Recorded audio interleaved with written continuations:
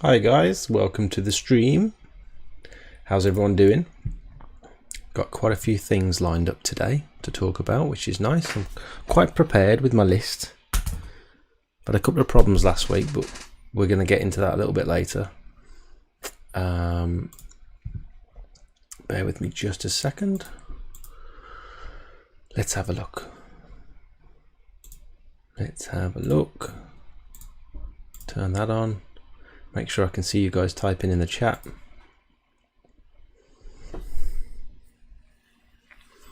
So just a bit of housekeeping really. Just to let you know, the quote from last week's stream was accepted. See if I can show you.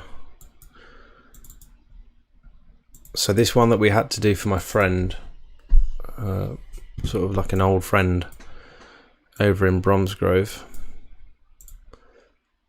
It was this rear patio, like a small rear patio, and block paved driveway. I think the driveway was about 45 square meters. I can't remember how much we quoted. Let me just have a quick look to remind myself.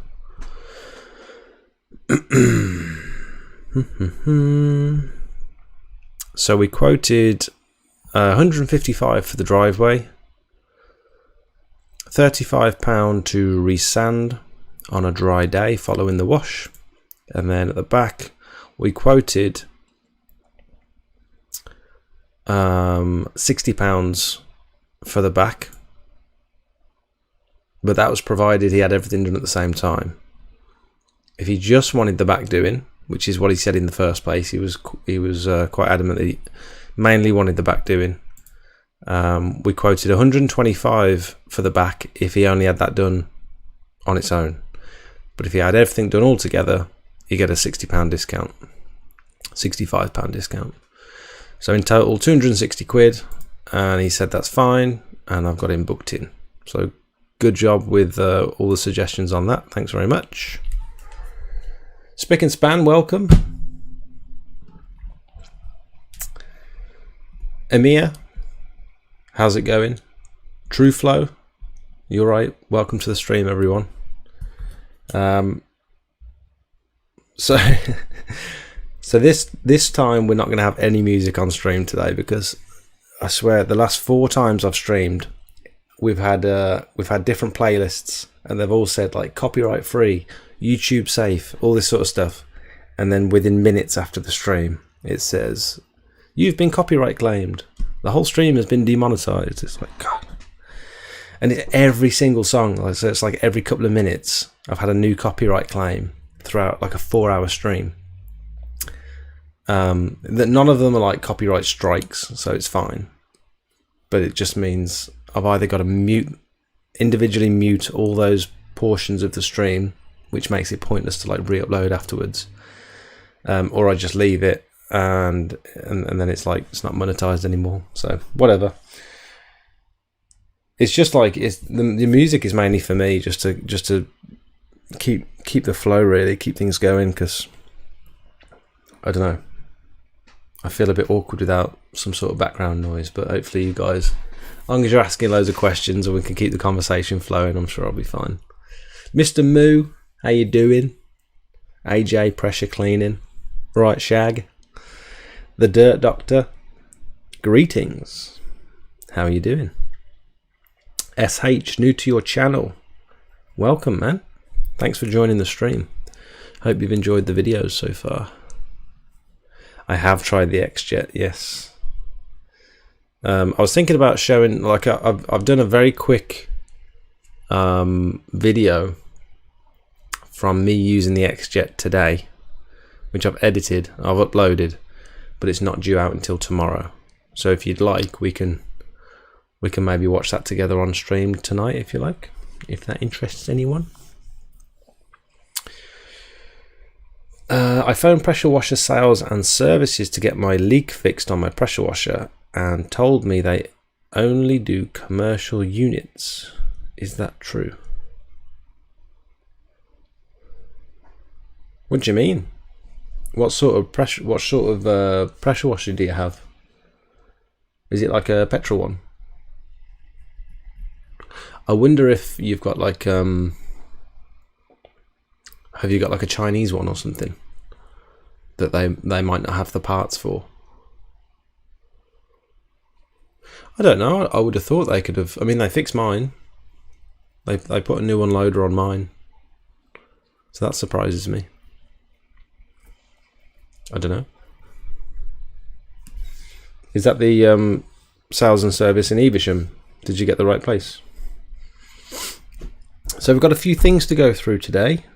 So that's 2 out of 2 quotes on stream that have been accepted, which is good progress so far. John got back in contact with me today, the chap that we did the first quote for. And the reason he's not booked in yet is because he said, I'm happy with the price, but we can have a skip on the drive next week. So can we leave it a couple of weeks? And he just texted me last night. I said, just want to keep in contact. Still want to go ahead with the clean. And he's after a date now, so I'm going to have to... I'll look in my calendar and see when I can fit him in. Also, it's pretty much the same machine as mine, isn't it? It might be that they don't have spare parts for that machine because it's a Chinese one. It might be that they only have spare parts for machines that are made in the UK, which is quite common, really. A lad on stream last week said he had exactly the same issue up in Scotland.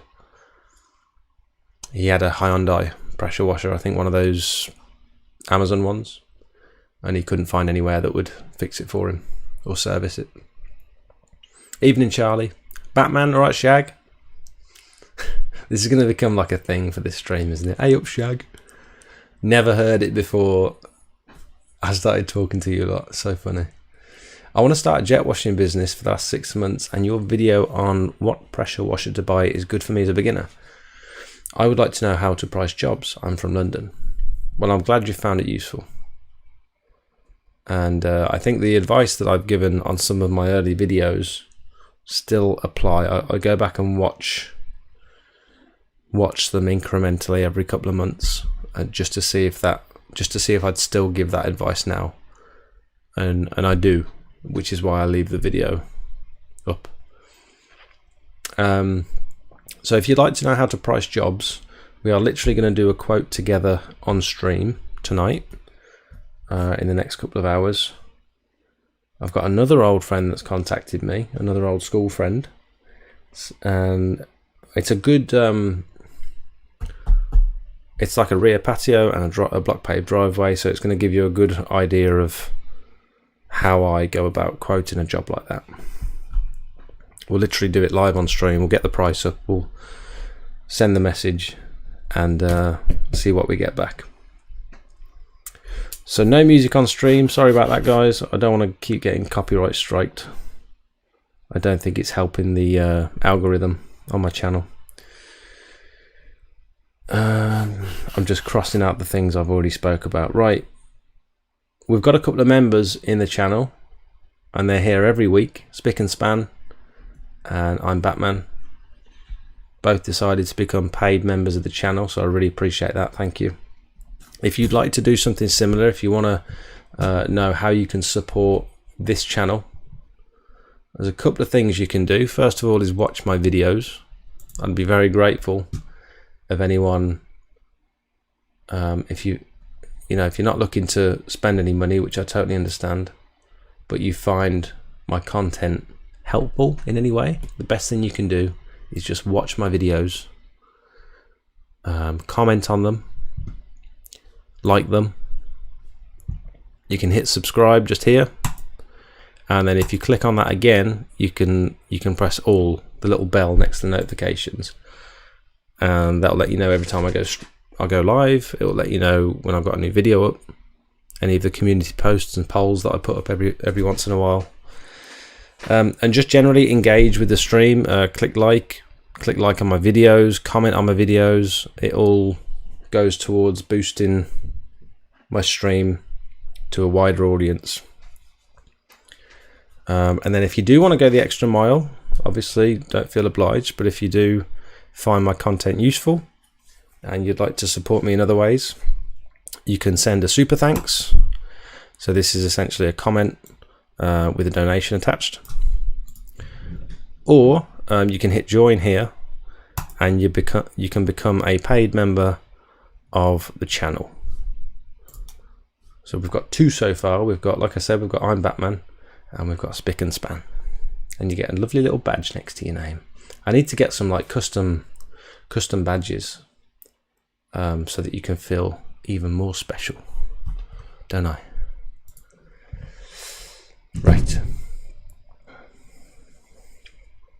I found a place called ECA Cleaning, who is localish, and they can fix any model, any make based in Gloucester, but also do mobile visits to your home. That'd be worth doing. What is the actual issue you're having with your machine? Chances are I've had the same issue. Oh, I've just subscribed to myself, look.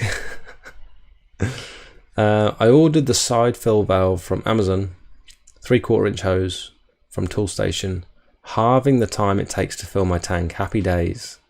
Which degree nozzle is best to clean wooden fence panels, 25 or 40?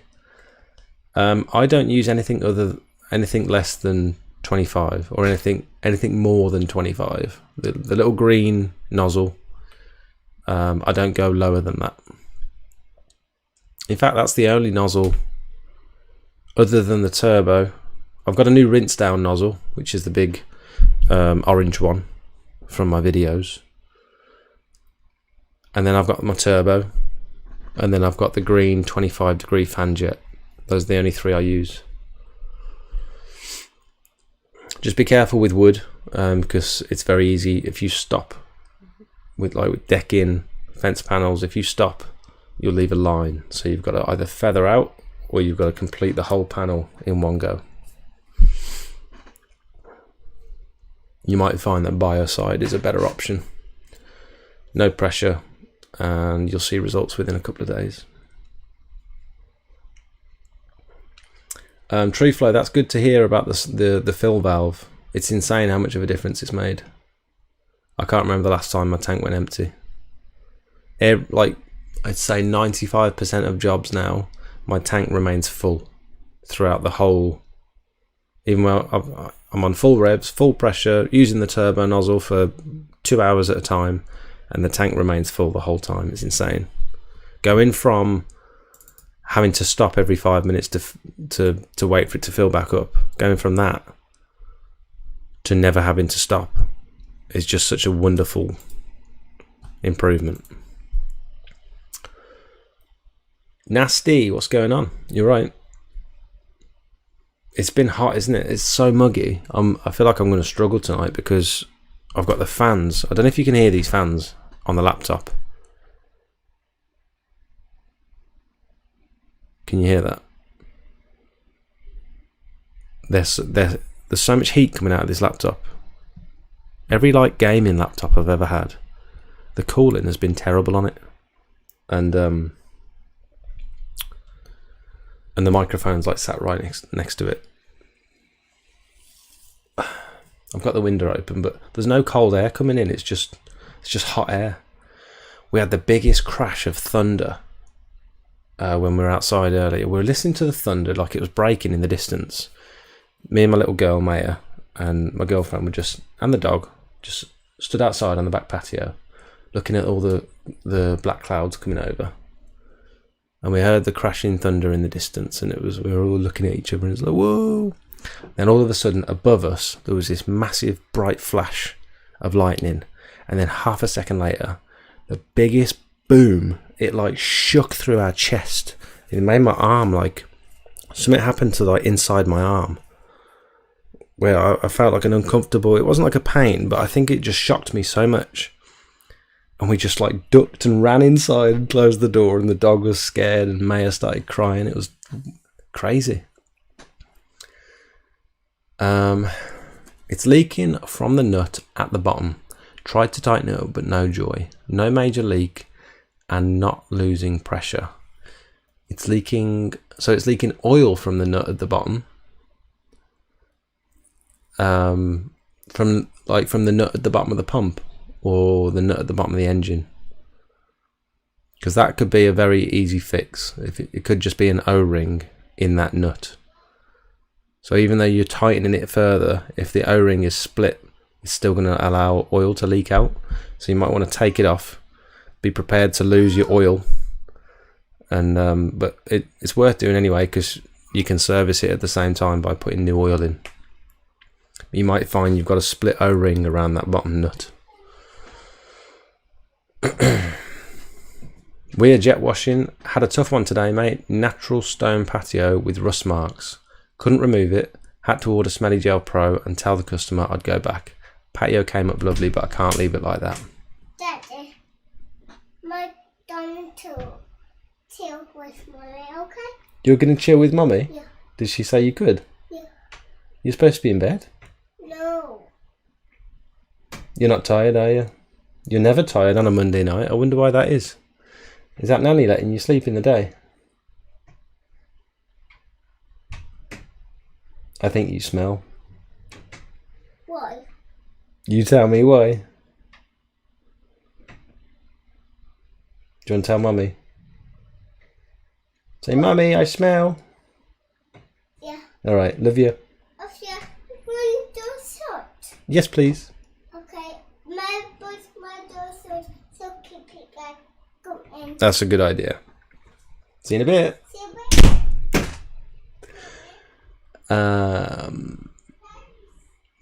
So yeah, with regards to the rust marks, what sort of patio was it? What sort of stone, do you know? It's very common that you're not going to get rust out with just pressure.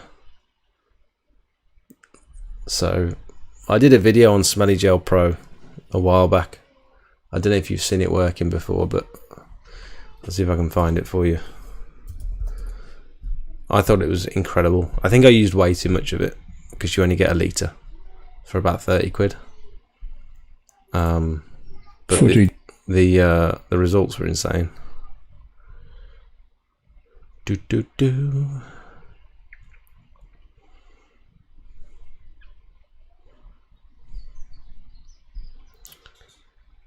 Here we go. I think this was it. This was the most blocked up gutter I've ever seen. And I know why it was blocked. It's because the house had not long been rendered. And I think all that render had dripped down into the gutter. I didn't see it when I was quoting the job, but it was for an old friend of mine. And I wanted to do a good job for him. And so when I realised the drains were blocked, I thought I might as well just pull them all out, make sure I've got good water flow, good drainage for when I pressure wash the rest of the patio.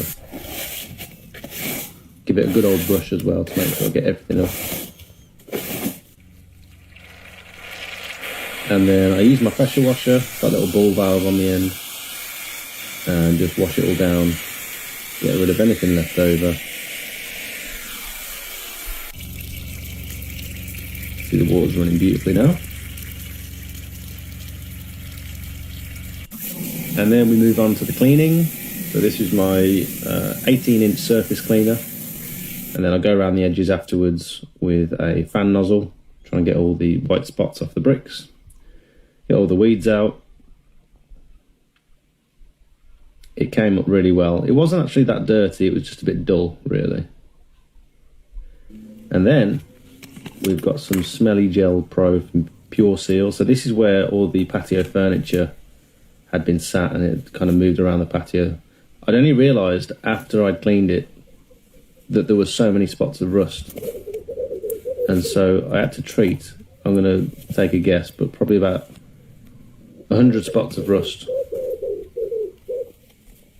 I only saw a few when I quoted the job, so this was a bit of a surprise. I used the whole bottle.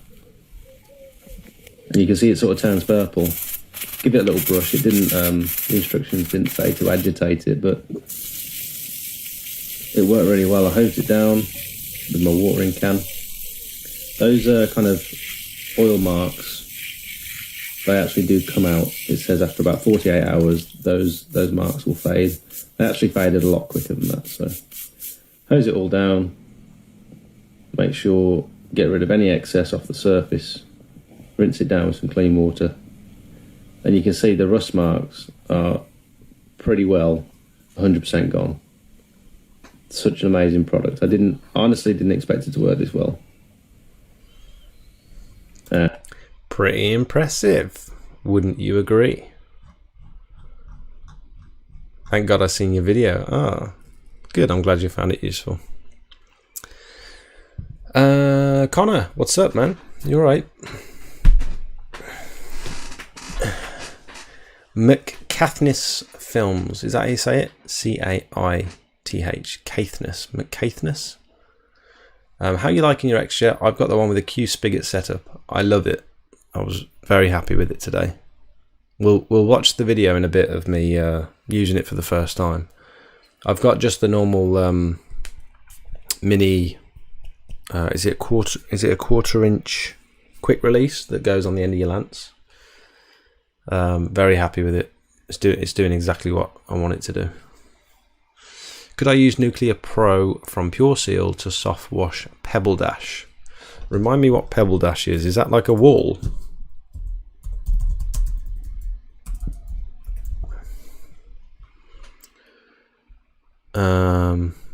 Like the side of a house, like Pebble Dash house, like that. It depends what the aggregate's made up from, but I can't imagine there's going to be anything in that that would cause any marks.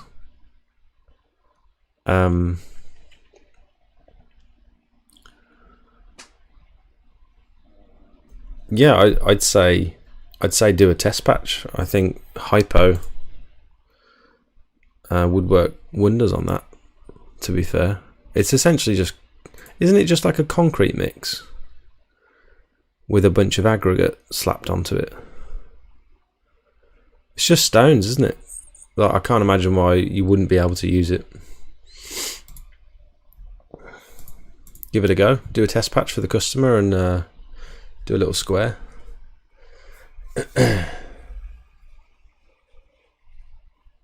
Just catching up with your comments, bear with me.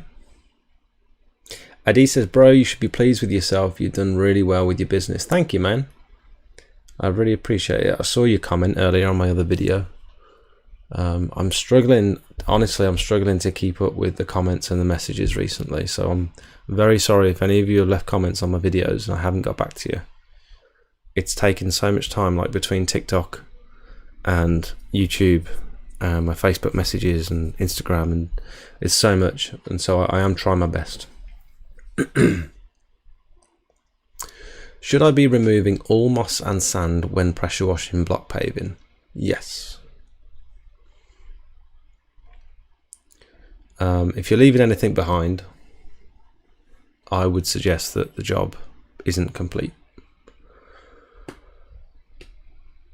Any weeds from between the blocks, any moss, any sand, you don't need to go crazy with the sand. Generally, one pass with a turbo nozzle, as long as you're not going too quickly, one pass with a turbo nozzle is enough to remove as much sand as you want to remove.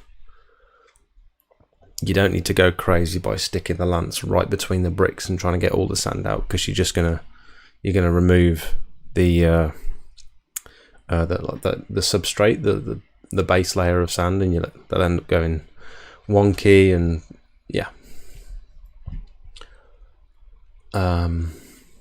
Mitchell says, hello mate, been planning my own pressure washing business.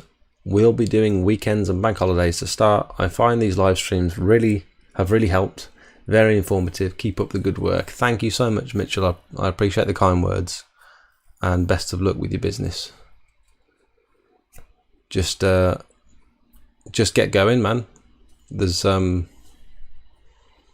so much you can think about before just trying it. Try it on your own property, try it on your friends and families, and just gain as much experience as you can, as fast as you can. Make mistakes, learn from them, and just do right by the customer, and you'll be fine. Water at the bottom of the pump, mate. Oh, you're getting water dripping from the bottom of the pump. There's a chance that could be a seal. Is it dripping from the inlet? Or literally from one of the bolts underneath the pump? So if it's dripping from one of those bolts, there's a chance there's a seal that's gone. I don't think they're incredibly difficult to change, although I've not done it myself before. I wish I knew it was hard to get parts for Hyundai before I bought one. Yeah, I mean, you wouldn't even consider that, would you, really? I suppose when you're buying things on Amazon and stuff, I'd have thought the parts would be on Amazon. It's strange, isn't it? Sometimes it just pays off to go local. You might spend a bit more, but at least you know you've got the customer service, and that, you know, if you can get a machine local to you, and maybe they give you a warranty with it, or they've got great customer service that you can head back there if you need to, if you've got any issues. That's probably the way to go if you're looking at going long term in your business. Great minds think alike. Craig says, I ordered my X-Jet yesterday. We're both going down the dark side. Yeah, I've been putting it off for so long. I haven't wanted to spend that money, man. 220 quid for a little thing. But it was well worth it. 100%. I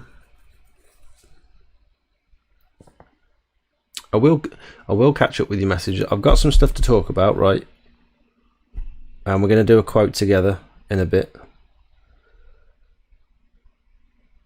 I'm very happy just going through and answering your questions to the best of my abilities. So if you do want to post any questions in the chat, feel free, because that is what these live streams are all about. I've got some stuff that I can talk about myself if the questions dry up. That's not a problem, but let me know what you guys want to talk about. I'll let you lead. Hyundai is officially leaving the UK market, which won't help us. Really? For everything? For cars as well? What's the reason for that? Do you know? Same stone as the video, mate. Exact same. That's why I ordered it. Thank God I seen your video. Awesome. Good to know. Late to the party, Gavin. You're right. Not getting notifications for some reason. Better late than never. Have you got your little thing turned on? If you go...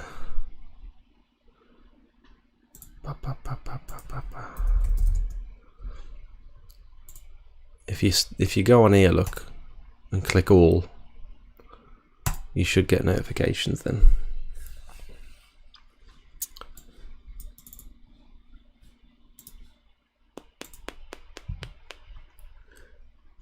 Bear with, guys. Bear with. Just a sec.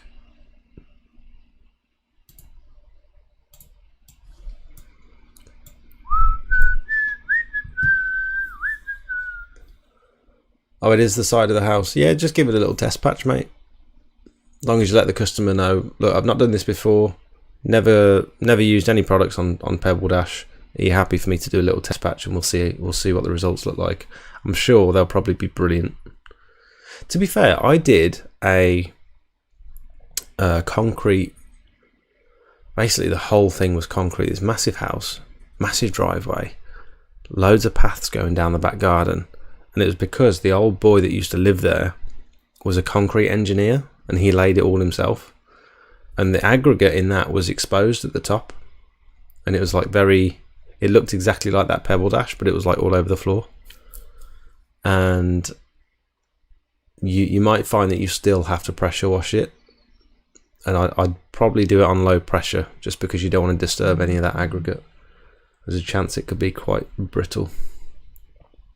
Wear some goggles as well, because you might find that it flicks back into your face. Nasty says, Jake, you really need an online shop with some merch. Also have a section on there that is tried and tested section where you sell items like turbo nozzles, hoses, and other things that you use that work. It's funny you should say that, actually, because the guys over at Sales and Service in Evesham, who I've done a sponsored video for before, for one of their Honda machines. This video here with the V-Tough buffer tank, and also I've done 2 sponsored videos from them. Where's the other one? That one as well. I was considering the problem with this company is that for me is that they don't have like an online store where you can click buy, and I can't put links to their products into my videos because they don't have any products online. They like you to either visit or phone, and that way they can offer you some of the best customer service you'll find in like the pressure washing industry. But my issue with that is I want to promote their stuff because I think they do really good. They do good equipment, and their customer service is like on another level. But I'm struggling with like I'd like to work with them, and I'd like to have like a list of equipment exactly like you say, stuff that I use regularly that I can have. I'm not even bothered about like affiliate links or anything, but it would be nice to sell stuff. What I was considering doing was making these DIY buffer tanks, because I've designed it so that it fills up super fast. It's really convenient. It's got the ball valve at the bottom, stick a filter on it, offer loads of different sizes. I would like to have my own little shop where I can sell stuff, like that washdown nozzle that I showed you on the last stream, like turbo nozzles that I really recommend, or all sorts of different stuff. If I can't sell it myself, then I'd like to point you in the direction that where you can go and buy it. And with regards to merch, what would your idea for merch be? Would it be like my pressure washing logo, just like without my phone number on it, like this logo here?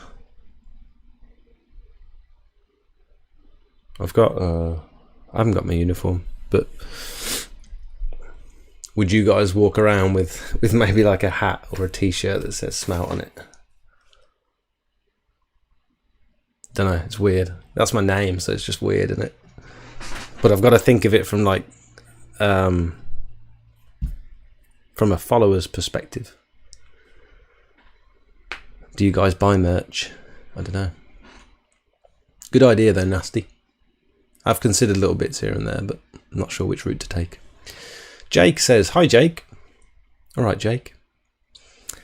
On the fence with getting an XJet 2, what size did you opt for? Size 9 or 15? I have 15 litres per minute machine, and 15 is in the middle of the both. I went for the lower one. Is that 9? Just because my logic was I'm probably going to end up turning the revs down on the machine, and so if I'm turning the revs down to use the XJet, chances are I'll be running at more like 13 litres per minute anyway. So between 13 and 15 would be sort of the sweet spot. There's no way I'm going to be able to get any more than 15 litres per minute.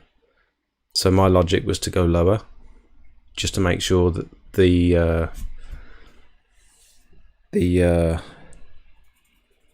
proportion of chemicals is correct. I don't know which bit would be different, whether it's the proportioners that you stick inside the XJet to make sure you've got the right chemical mix. I don't know whether those are different sizes, or whether the suction tube, the feed hose, is different, or whether something else is different. I don't know. It'd be interesting to actually talk to Rutland Pumps and see what they say about that. It might be on the website, I'm not sure. I bought a quick connector on my garden hose straight to my pressure washer inlet, but the 3/4 inch QC doesn't screw in. Anyone have any ideas? Quick connect to go onto my garden hose, 3/4 inch. Sorry mate, without without being able to see it, I don't really know. Sorry. I'll just strip the machine and see how I get on. Don't look too difficult, to be fair. You're right, next time I buy a machine, I'm going to Machine Mart and getting a Honda. Do Machine Mart sell Honda pressure washers? Let's have a look.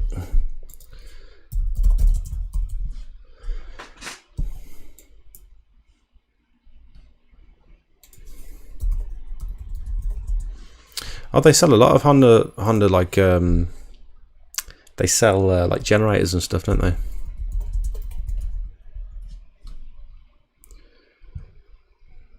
Electric ones, let's sort by... Oh, they actually do litres per hour, litres per minute. Brand. You can sort by Honda, you can sort by petrol or diesel. Quite an extensive... I've never shopped at Machine Mart. This actually looks really good. Let's sort by Honda. Did I see Honda just? Honda. Oh, look at these. Heavy duty pressure washer.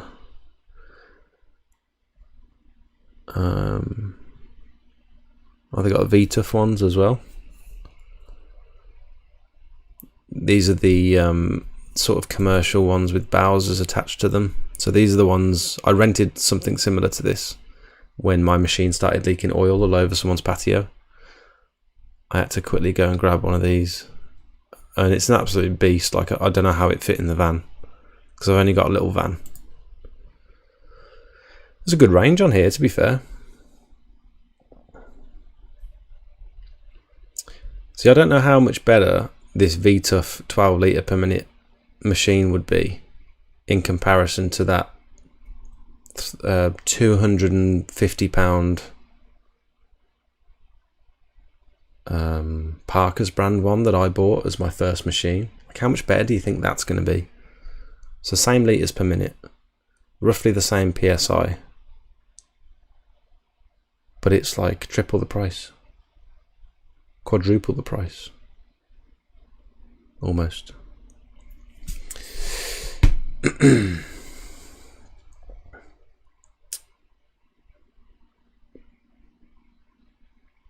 Yeah, you could just strip the machine and look for any defects, but it'll be sort of nice if it's still kind of working. It'll be nice to have the part there ready to go. So maybe you can see if you can order like a service kit for it or something. Craig, 2 questions. I'm greedy. Number 1, do you get permission from customers when you video their properties? I do most of the time. I don't necessarily tell them that I'm going to video.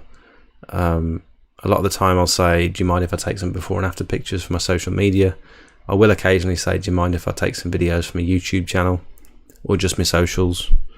No one's had a problem yet. Like, as long as I'm not showing their address and all that sort of stuff, they don't have a problem. And second question, pointing. Can you, instead of using pointing mix, use sand as it's cheaper? You could. I've seen people do it before when they've not had the budget, when the customer hasn't got the budget to pay to have it repointed. Because I mean, 1 tub of that jointing compound is like 36 quid, and if you've got a fairly big patio, you know, it adds up very quickly, and then you've got to consider the cost. Like, are you going to grind it out first, or is it already broken up enough where you can just give it a blast with a turbo nozzle and then brush in some jointing compound? Because one, you've got to pay for, well, the customer's got to pay for grinding the jointing, purchasing the jointing compound, and then your labour to actually to brush in the jointing compound. So it's not a cheap thing. And if the customer's willing, instead you could just use sand. Yeah, you're obviously not going to get anywhere near the results, but I've seen people do it.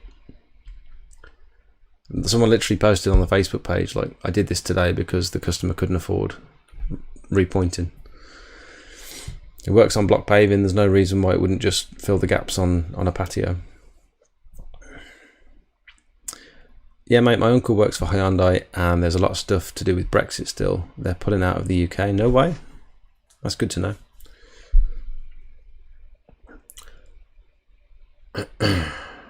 Okay, Gavin. Have you thought about teaming up with someone who's looking for a mentor? As I think you're a perfect teacher, big influence on here, big respect. Thank you, man. I've had a few people reach out and ask if they can come and work with me for the day. One, I'd struggle to like pick one person because I'd feel like I'm prioritizing someone over someone else. Two, I've found that I'm not a very good manager.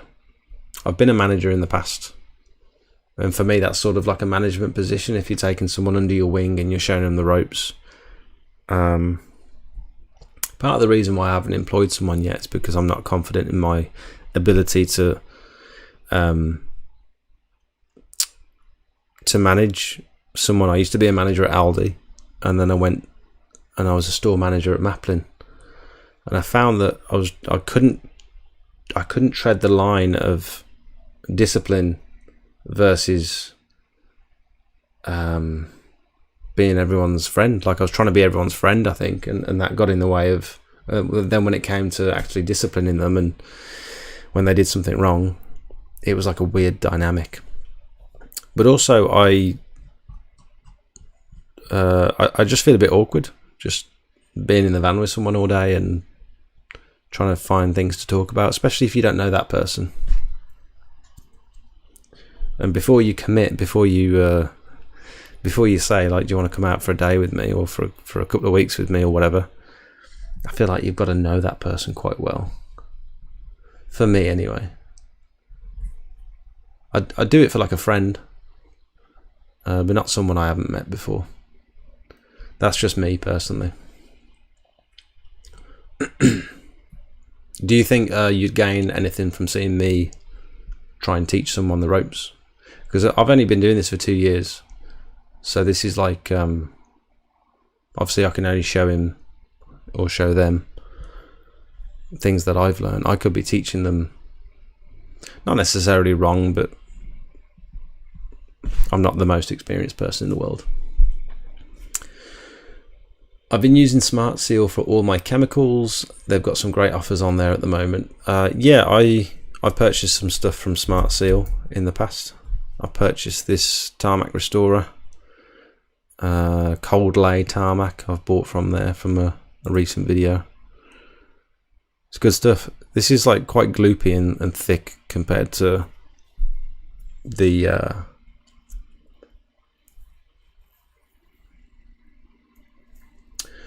compared to some of the other stuff you can get from like Screwfix and things.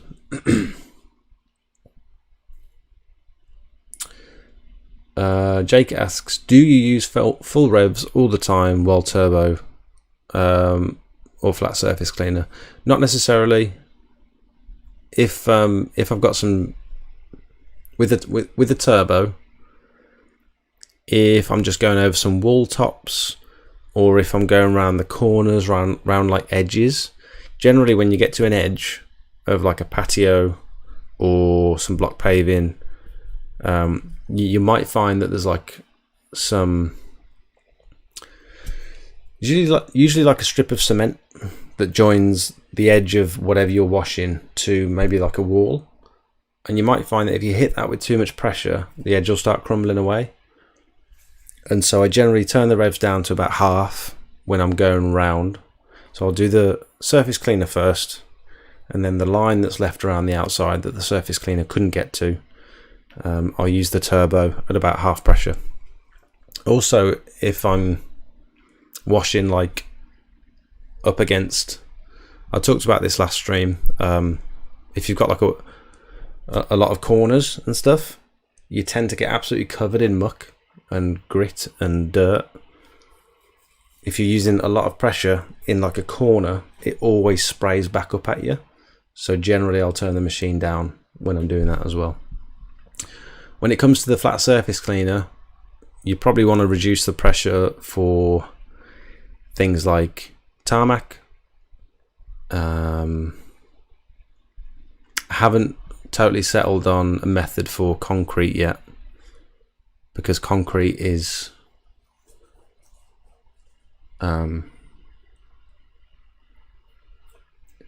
quite easy to etch. Speaking about etching, look what I saw in the group chat today. Someone sent this picture and said, why can't I get rid of these lines and streaks? So this, he sent these two pictures. I hope you can see that. You see these lines? So this is limestone, and unfortunately this patio is now wrecked. It's been damaged permanently because he's used too much pressure from his surface cleaner, and it's left all these marks. I had a similar problem on tarmac a couple of weeks ago. I think you guys saw, most of you guys saw. So limestone is super soft and prone to etching, and it's expensive as well. It's a very expensive patio, and you can only rectify this now, as far as I'm aware, with some sort of limestone restorer. And so it means you've got to go over the whole patio and essentially seal it, like reseal the whole patio. It's not cheap stuff, takes quite a long time. The results are brilliant.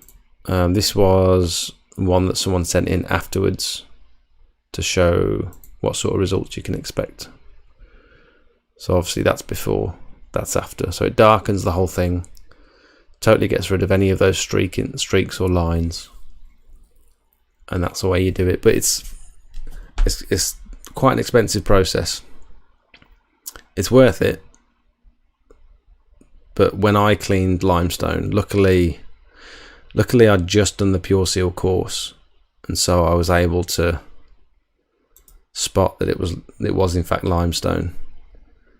And so my process for these now is to just do the lightest of rinses with the fan nozzle.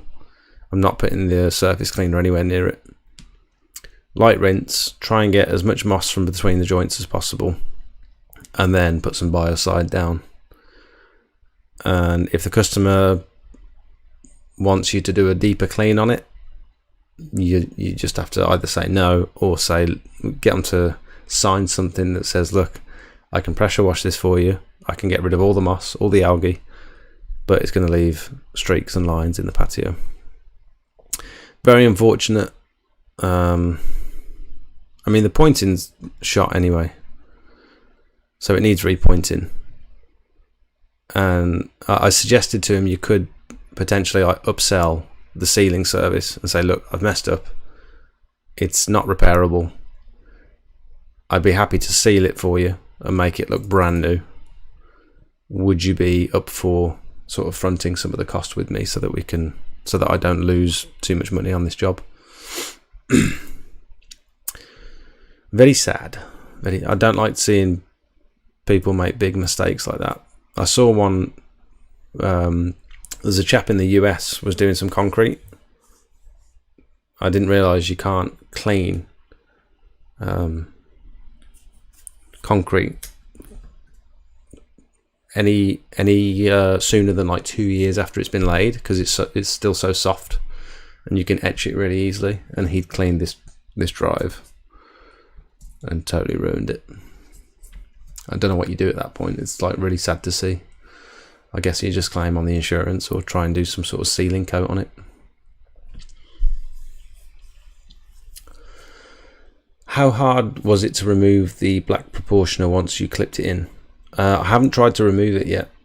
I put a little white one in when I was filming that video, and it just sort of popped straight back out. You might find that you need a little pair of pliers, maybe carry a pair of pliers around with you.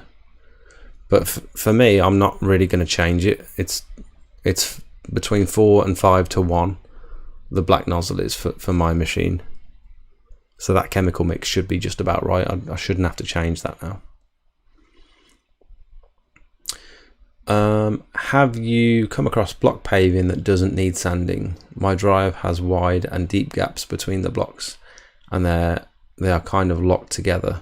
So you might find that that's permeable block paving, and chances are that that's been cleaned in the past and someone hasn't replaced the grit because it's expensive, and you can tell which blocks are permeable because they've got these little edges.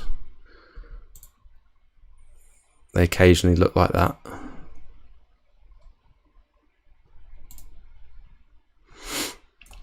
And so this takes like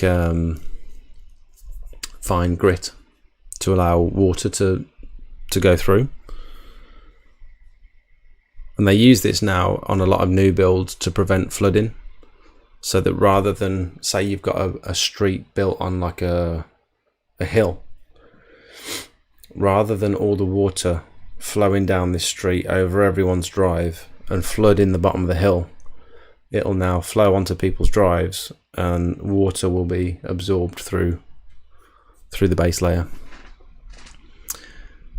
And I still haven't found a good supplier for permeable block paving aggregate. I think it's between like 3 and 6 mil, or is it 1 and 3 mil? I can't remember. Yeah, maybe 1 and 3 mil gravel. Here we go, preparation, washed, kiln dried and bagged. So this looks good. But how much do you get for £8.45?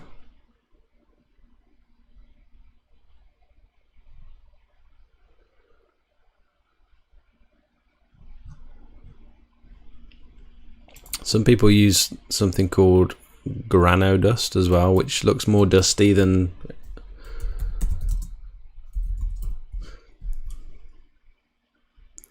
I found some granite chippings. Oh, Travis Perkins does granite chippings. Oh look, 20 mil. That's too big. You want like between, I think it's between 1 and 6 mil. I can't remember.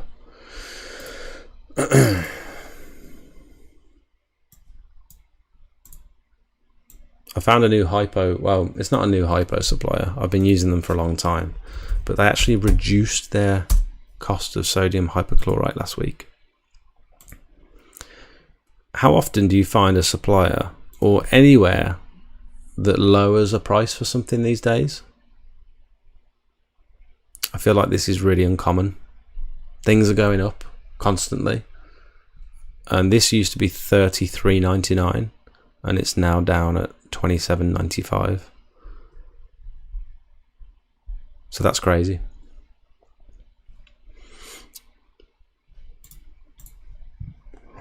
Hi Ride, you're right. Hi Chazo. I have a 1750 psi Karcher and I'm thinking about pressure washing as a weekend side hustle. Is this feasible, or do I need better equipment first? Enjoy your videos, cheers. Is that one of the electric Karchers? To be honest, if it was me, I wouldn't waste my time. You won't get the results. You won't get good enough results for the customer to be happy. And if you're doing anything other than a small area, you will be there for hours. I don't know if you've seen one of my early videos, but I started off with a Parker's brand petrol pressure washer, something like this. Good price, 230 odd quid. You will make this money back on one job. If you quote well, and you know, do your own first, do friends and family first, so you've got a bit of experience, but you will make this money back on one job. So there's no reason to just have the most basic of electric pressure washers and make your life difficult. Literally watch the first, I think it's the first video on this channel where I go through the things that I bought when I first started my business. You might find it useful.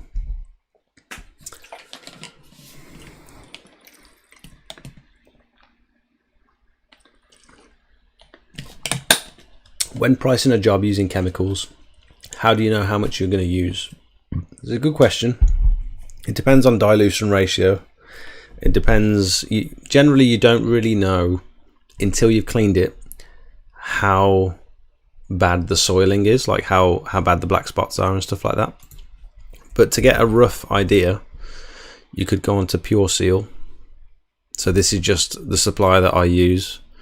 No affiliation with them whatsoever. I've done the odd sponsored video on TikTok for them in the past.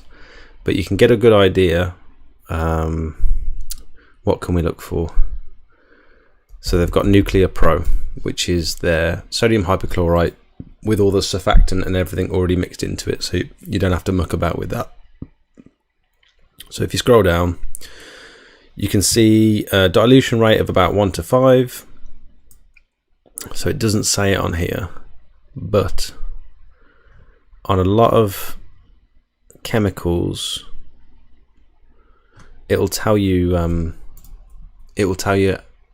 how far it will go, like per square meter. Let's look at the back clear. So this is biocide. So that's got the dilution on there. Maybe I'm thinking of sealers. I think I'm probably thinking of sealers. Porcelain Sealer Pro. I've not used this product before. Here we go, look. So approximately 9 to 12 meters squared per litre. It's a good question with the chemicals. I think a lot of that comes with experience. But if the way you can work it out is by doing, once you've done 1 or 2 jobs and you've diluted the chemicals, you've used it on an area, you've had chance to run out and have to refill your watering can or whatever you're using to apply the chemicals. Once you've done that process once, you'll understand how far it goes. So you only have to do it once and then you'll sort of figure it out. And obviously if you want it to go further, you just dilute it less and use more water, but you're not going to get as strong of a mix. So it is like it's a bit of a learning curve, but once you've learned once, you can sort of eyeball it.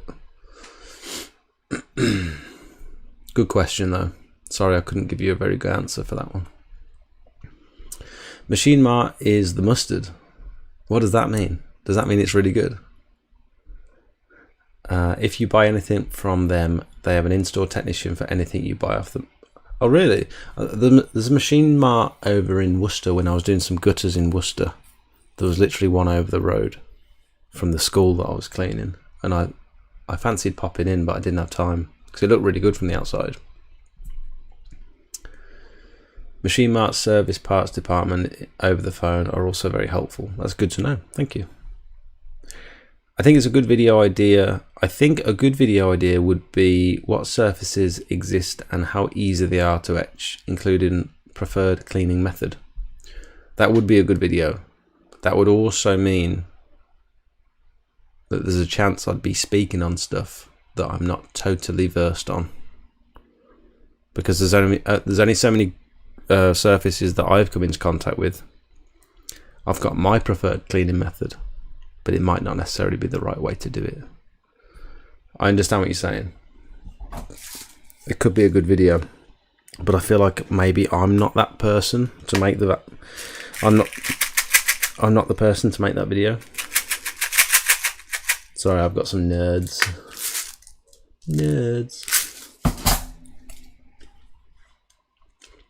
Should we do a quote in a minute, guys? I've got a quote to do. We can do it together again if you like.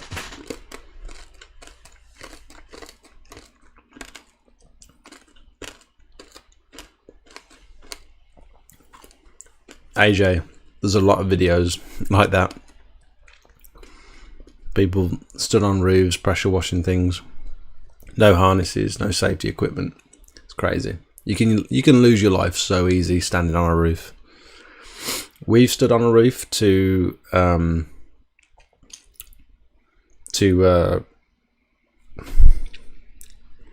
did a video a couple of weeks back of us scraping and biociding a roof, but it was a bungalow, so it's quite close to the ground anyway, and the pitch of the roof was so shallow that you could very easily walk on it, and I wasn't worried one bit. But when it gets to like 1 story, is that 1 story? Is 1 story a bungalow? Or is ground floor a bungalow? When you get any bigger than a bungalow, the risk becomes massive, and then naturally the pitch of the roof gets steeper as well, and it's just so scary watching people do it.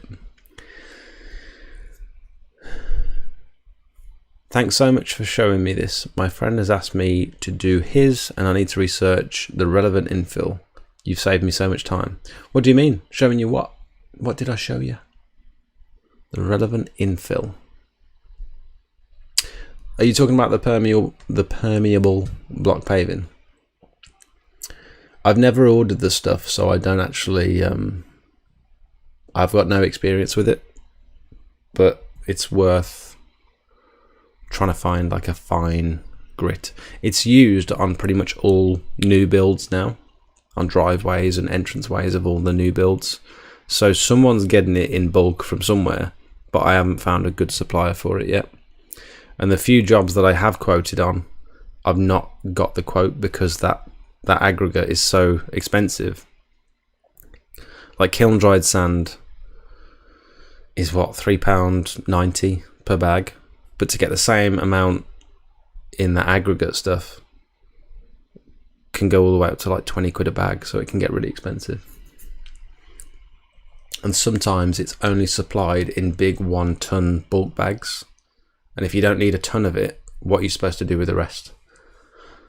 And if you're ordering a ton of it, you need to be damn sure that you're actually going to use it all, because you don't want any left over. You don't want to run out and then have to order another ton bag. Like I don't really know how people do it.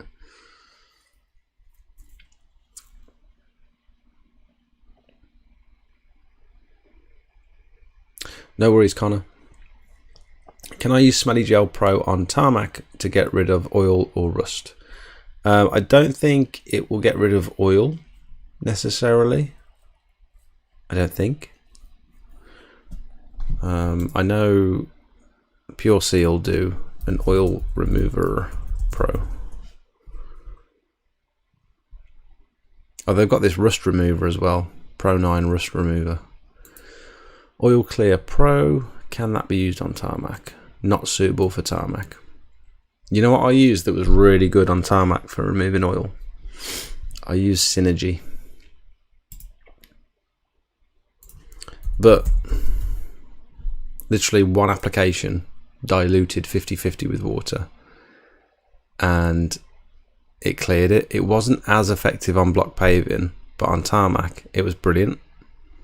It's like a professional grade heavy duty cleaner. But I saw somewhere Chris Lawler, who's the CEO, he said don't use it on tarmac, but I'd already used it on my drive. I know we went over this last stream, so I'm sorry for those of you that didn't hear. Does it say tarmac anywhere here? No, I don't think it does. I don't know why you can't use it on tarmac, but it worked really well on mine.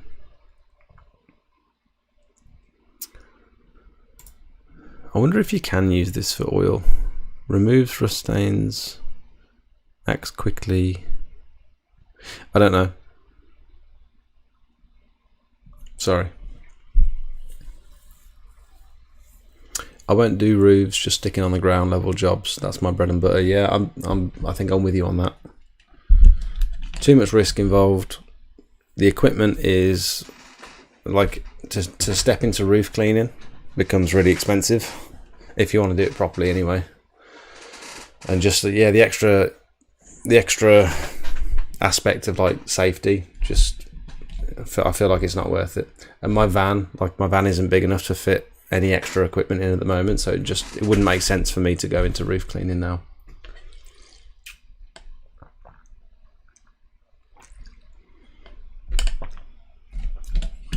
I hope I've caught up with the questions. Sorry if I've missed anyone. The chat doesn't normally go this fast.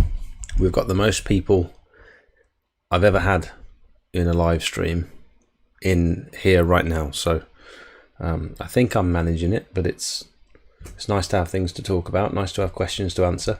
Look what Sophie got me for Father's Day. This big box arrived in the post saying something about sauce on the front of it. And she's got me some golden coconut curry. She's got me some honey chipotle barbecue sauce, because I like doing like crispy wings and ribs and like spicy pork belly and all that sort of stuff. So she's bought me like a selection of these, either dipping sauce or marinades, buffalo hot sauce. It was like a jammy. We had fish pilaf for dinner, and there was some like sriracha sauce that was like sweet jammy. It was sweet honey sriracha sauce, and it was beautiful. Then I've got these rubs, smoky chipotle barbecue rub, which I'm going to use on my wings. No, I'm going to use those on my wings. We're having a party on Saturday. Every couple of months I host a big party at my house. It's called Smelty's Special People Party. Exclusive invite only. We're ordering a bunch of pizza and I'm making chicken wings and stuff. Okay. So, before we do the quote, let's have a look at a problem that I've had this week. So, you know, we've had all this bad weather, all these storms and stuff. So I had a customer send me a message. Let's see if I can find the driveway so that you can see what I've done.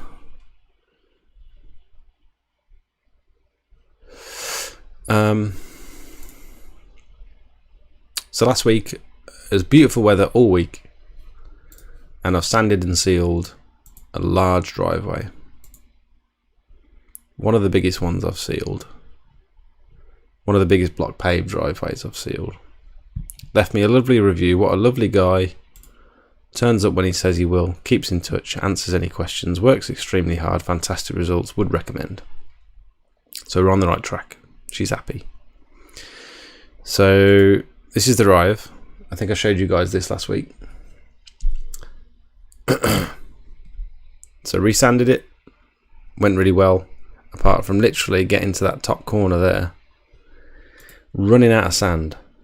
Literally as I got to the top corner, I used about 8 bags, maybe 7.5.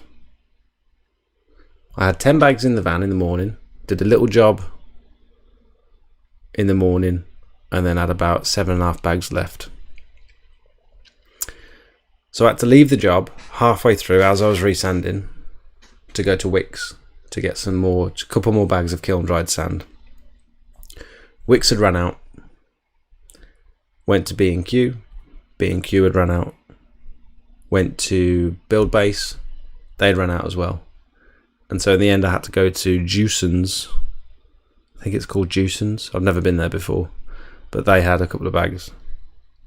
So that was a nightmare. Came back to reseal. Customer's really happy. Everything's great. That's the sprayer that I use. I use Concrete Sealer Pro. That's how it looked when I left. So it looked a bit darker because it had just been sealed. That's how the blocks look. So you can see the darker colour of the sand compared to this picture is because the sand's absorbed that sealer. And that's the reason you seal stuff, is so that that sand sets hard. And so it's like an extra barrier for the weeds. So everything's great. And then she messaged me today saying, after the storm, it now looks like this in some areas.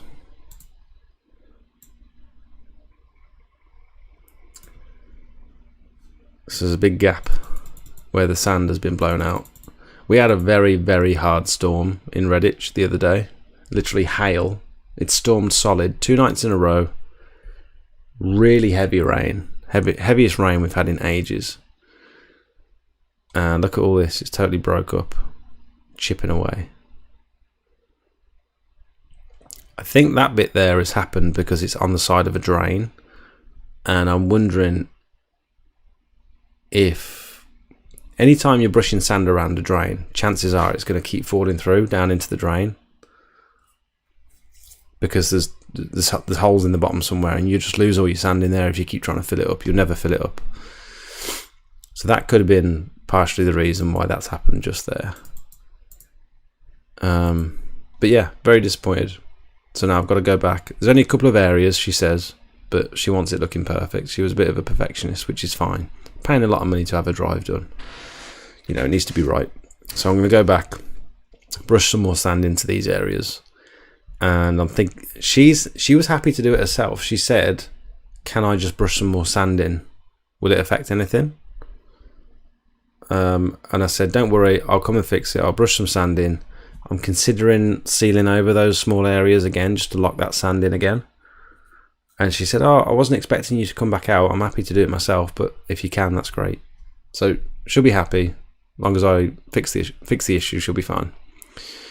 And then, as I go and pick Maya up from her nanny's house, her neighbour, who I cleaned the drive for a couple of weeks ago, this is the driveway.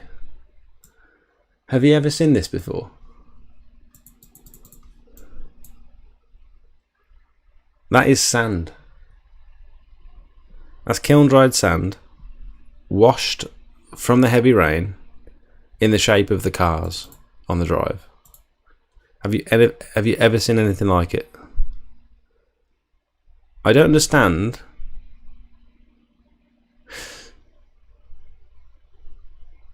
So I guess everything around it has washed away more, but everything that washed underneath the car wasn't getting rained on, so it wasn't allowed to wash away like the rest of it did. And so you're left with like an outline of the car.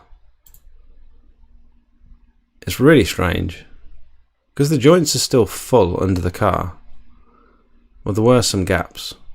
So they weren't even home. I just got the brush out of the van and just sort of went over the area again. Just brushed it all around, filled any of the gaps, and it was fine. But so strange. Have you ever seen anything like it? 2 in one day. Problems with sand after a heavy storm.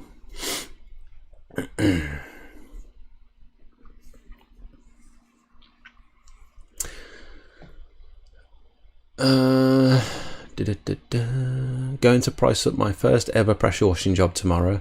Any advice on how to measure up and price up, please, for a driveway, pavement and siding? Planet Data, we are literally about to do a quote in the next 5 minutes, so you can, if you stick around, you'll be able to see my process. Sounds like quite a similar job, so hopefully you'll find it useful. What jobs can't you do when it's raining?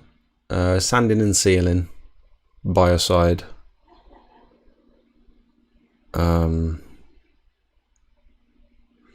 vacuuming gutters is a bit more difficult when it's raining because you're looking up in the air, and also the stuff that you're vacuuming, you're going to fill your gutter vacuum quicker because you're sucking in all that rainwater.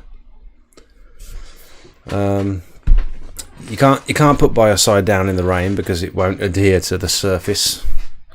You shouldn't have rain for like the next 12 hours forecast after you apply biocide, else it'll just sort of wash away. Resanding, if it gets wet, if kiln dried sand gets wet, it will go all clumpy and it won't brush into the joints. Although we do need to look at wet sanding at some point. I need to do a trial wet sanding run because I've seen good things. The dream would be, right, if you could pressure wash a driveway like this, not have to return in 2 or 3 days to resand. Instead, once you've pressure washed the driveway, while it's wet, you can wet brush sand into it, and then it's done, and the job's finished. You get paid. I've seen videos of it, of people doing it. but I've not been confident enough yet to try it. Did the quote get accepted from last week? It did. Yeah, it did. So this was the quote from last week for my friend Carl. I think we settled on 260 quid, and he had the lot done. Well, he has to have to book in for everything, so that was good. Yeah, we got that one. When do you use biocide or hypo? So biocide would normally be for like a roof clean. You should biocide a roof after cleaning it, generally, to stop the moss grow back. Decking, you could apply biocide to decking so that it gradually lifts any of the staining and prevents algae regrowth. Biocide is more for instant results if you want to get rid of things like black spots or algae. You've got to be careful around wood because you might bleach it if you're using hypo. Careful around certain surfaces. If I can't use hypo on a surface, chances are I'm going to use biocide. So things like slate, things like limestone, you don't want to be using hypo. So instead you can use biocide, let the customer know. Results are going to be longer before you start to notice anything, but you will get the results, so don't worry. Every time it rains, it's reactivating and self-cleansing. Hope that answers your question, GIF. Is it GIF or GIF? Should I tape up all edges when applying my tarmac restorer and then biocide when dry?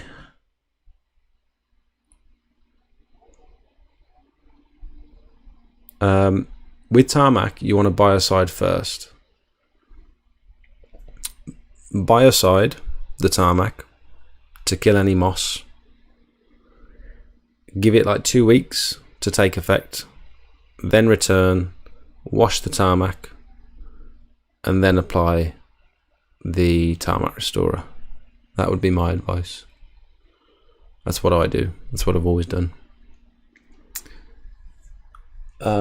You can tape up the edges. It depends how confident you are.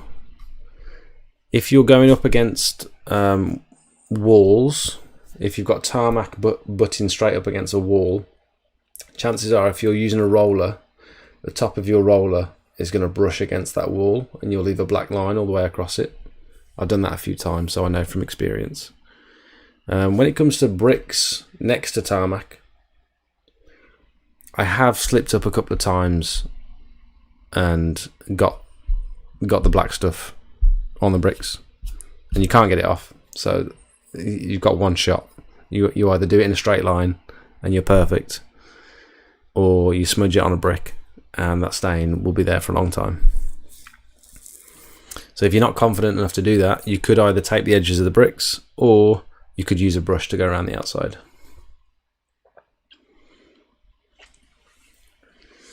For roof cleaning, don't go on the roof, hire a scaffold. Rutland Pumps do a good 30-foot carbon pole setup so you can pressure wash the roof and your gardener backpack for the biocide. Exactly. That's the way to do it most of the time. It does answer. Thank you, Hard G. What's Hard G? Oh, GIF. Good. I thought you were calling me a hard G, like a hard gangster. I'm the opposite of a hard gangster. What's next? So the X-Jet. Let's have a look at the X-Jet in action from today. So this video it's on YouTube, but it's not live until tomorrow. Morning. This is just going to be a quick video to test out my new X-Jet. We've been here before. About a year ago we cleaned this, did a little bit of repointing on it as well, but I've got my X-Jet, and what I want to do is drill a hole in this and feed the tube through it so that it's just like a spare lid, so that I can just put it onto my hypo barrel. I'll put my surfactant in there.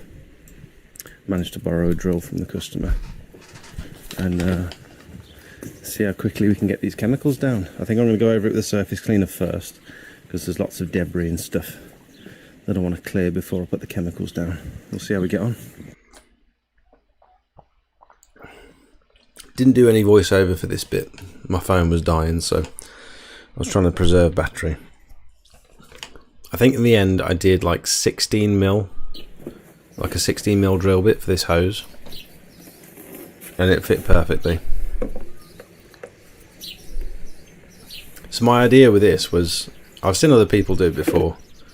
Like if I've got a spare lid and I'm using these hypo barrels all the time, it made sense to just attach a lid to the tube rather than just sticking the tube in. There's a chance it's going to keep popping out, and so at least I know it's secure in there, and when I'm moving it around the property it's not going to splash up on my hand and stuff. So that worked really well. I'd have done it at home, but I sort of ran out of time and I haven't got a drill anymore. I had a drill when I was working at my old job, and when I left I had to give the drill back, and since then I've needed a drill like 6 times. Oh god, tripped down the stairs. Vacuumed out all the gutters, still got a little bit of tidying up left to do. I've cleaned the walls just because I got a bit carried away.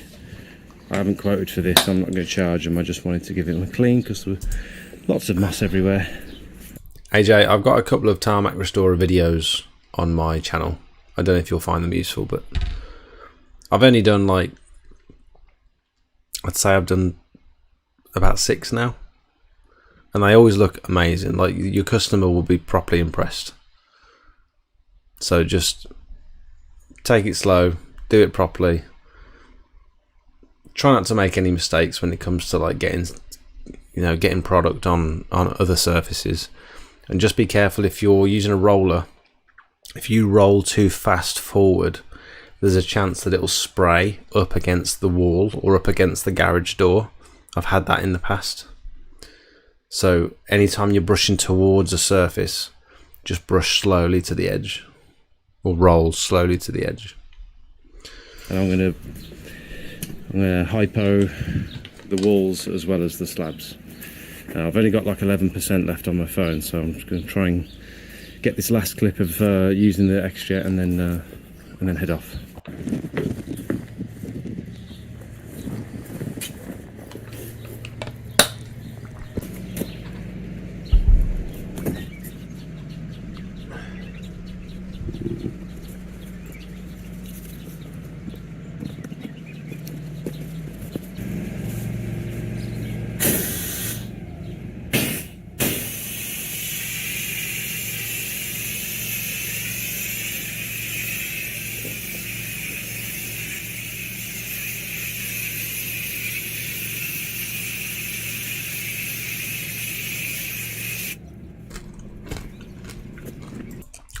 It wasn't foaming up as well as I wanted it to.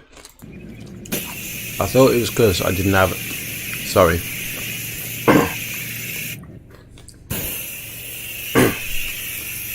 I thought it was because I didn't add enough surfactant. But in the end I found out it was just because the revs were too high on the machine. I think I was trying to push too much water out. There was still hypo coming out because I could smell it, but I wanted it to be more foamy, so I literally, here, I turned the revs down to about half on the machine, and it started foaming up a bit nicer. Some people, I've seen on YouTube, some people have got like actual full-on foam coming out at the end of the mants. I had to fiddle around. I don't know how they do it. The revs on the machine. Once I turned the revs right down and got a bit closer to the surface, it started to foam up a lot better. Absolutely brilliant. I've actually used about 10 litres just to do that area, but I think it's because I was messing around with it. So whoever asked about how much product do you use, how do you know how much product to use? On this area here, I'd used more than I needed to because I went over it all twice because I was trying to get it to foam up. So I probably used double the amount that I needed to, and I also did the walls as well, so you've got to take into account the surface area of the walls. Wasted quite a lot, and then I thought I might as well go over everything again. So 10 litres for this sort of area is on the steep side. Could have probably got away with 5 litres, but very happy indeed. I've got my spare lid now. I thought it was the surfactant that was the issue, but it turned out just to be the revs on the machine. Sorted. Thanks for watching. Oh look, you can use it as a rinse down nozzle as well. So you can rinse stuff down without having the hose attached to anything. It's quite a nice, you can adjust the spread of the jet. Nice and low pressure that is, I like it. Which is like a nice, I've not had that before. So just before I leave. No black spots. Black spots are gone. Very pleased. Very pleased. The walls are looking nice. It feels very cool. If I can get it to be like foamier, can't believe my it feels very cool to use. Right, I'm going to head off now. If I can apply biocide through it, which I can, when I get round to applying biocide through it, let's go. That's going to be so cool. I won't do it on a roof because I've heard if you're trying to apply biocide through an X-Jet on a roof, clean this next year. You get so much drift. I cleaned it last year. It's not safe. And he alluded to possibly repointing the whole rear patio as well next year. So I've cleaned this drive last year. It's already starting to look a little bit ropey in places. So he's booked in again for next year for the drive. And then the patio, he reckons he'll get another year out of this patio. But it does need repointing again. So since I cleaned it today, there are some chunks now missing. We just did some like jointing compound in it last year when I cleaned it last year. So there were loads of holes in there, and then we didn't grind any of the pointing out. We just brushed in the jointing compound to fill the holes. And now I've cleaned it again. A lot of those holes are coming back through, and so next year he might pay me to grind out all of the pointing and redo it all, plus have the drive cleaned again. And this time I'm going to clean the drive, and then I might either apply biocide or hypo. So that would be cool.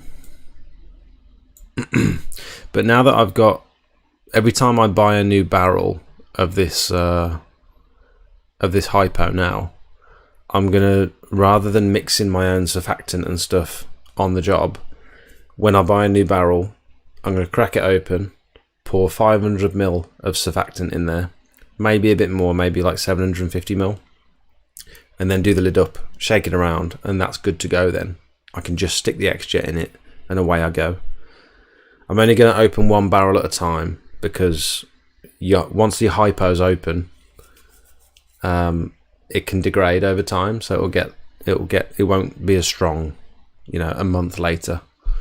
So if you're going to open a barrel of hypo, you need to like intend on using it fairly soon. Why don't you add roof cleaning to your business? Too much extra equipment. I'm not keen on heights. The roof cleans I have done in the past have been just soul destroying. A lot of effort. Yes, you can like price higher, but it's not worth the money for me. Equipment's expensive. I don't have room for any more equipment in the van. There's lots of reasons. Generally, you need more than one person to make things a bit easier, and it's just me on my own at the minute, so not something I'm looking to add at the minute. People just assume that that's going to be the trajectory of the business, is that you're going to start doing driveways and patios, then you'll start offering roof cleaning, you might also do window cleaning, gutter cleaning, then you're going to go on to commercial work, and like, that's not the route I'm going to take. I'm very happy doing what I'm doing. I was going to make a video about the benefits of like commercial work and all that sort of stuff, and how it's not the trajectory for my business. I'm just going to get really good at what I'm doing now. I have some really happy customers, people returning to me every year, and I think that's going to be my model. Hi Maya, we're watching you and Moana. Oh, that's nice.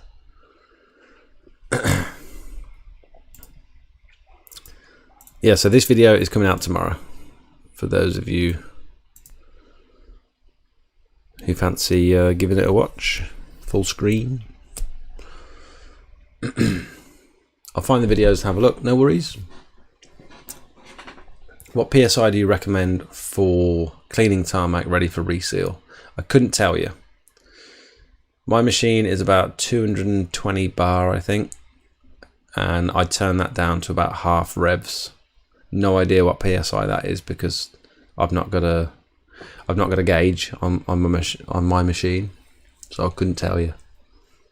You probably don't want to go in full pressure with tarmac, especially if it's like quite new. So I'll be leaving my HGV job soon to start my jet washing business. Should I set up a website and start advertising door to door? What's the best way to start getting customers? So don't just leave your job and then start your business. I personally would recommend the way I did it, which was over the course of the next 12 months. Start investing in some equipment, do your own driveway, your own patio, friends and families, make sure they're paying you to clean their stuff. Don't get into the habit of doing freebies for people. If your family and your friends want to see you succeed, then they'll be happy to pay for your services. If you're not entirely confident, you could offer the first few for free and just say, look, I need the experience, so I'm happy to do it for free. But it's not incredibly difficult. Most people can do this job. It gets to the point where to do the job quickly and very effectively, that's when the experience comes into play. But anyone can point a pressure washer and clean a surface. So start doing it on evenings or weekends. Maybe book some time off work and try and get a bunch of jobs lined up that week. Take before and after pictures of every single job that you do.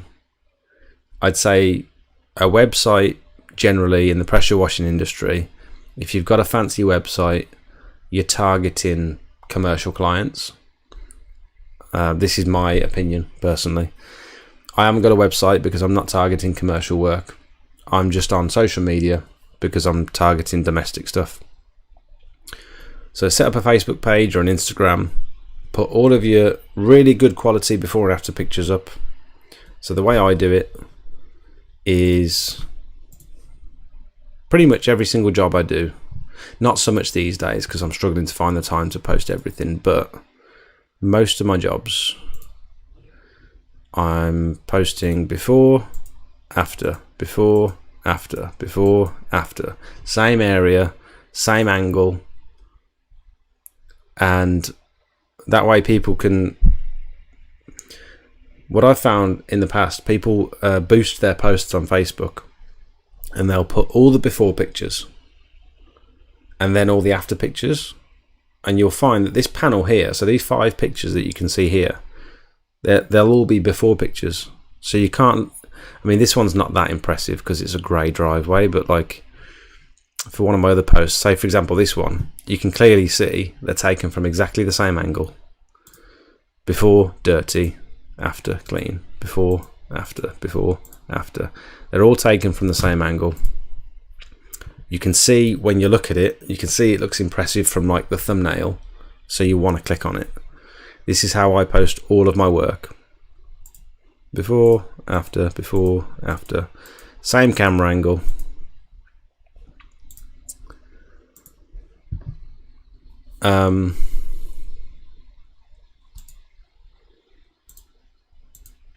So set up your page. Do this for your first couple of clients, your first, family members, friends. Let people know this is what you're doing now. Fully commit. Don't just do it half-assed and say, are you still doing that pressure washing? Like, fully commit. This is what I'm doing now. I'm planning to leave my job in the next 12 months, and start letting people know that this is what you do.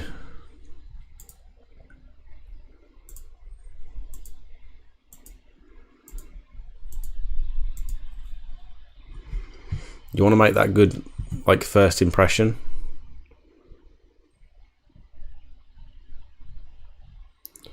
So when people see your posts like this, you want to give them that like instant hit of dopamine of seeing that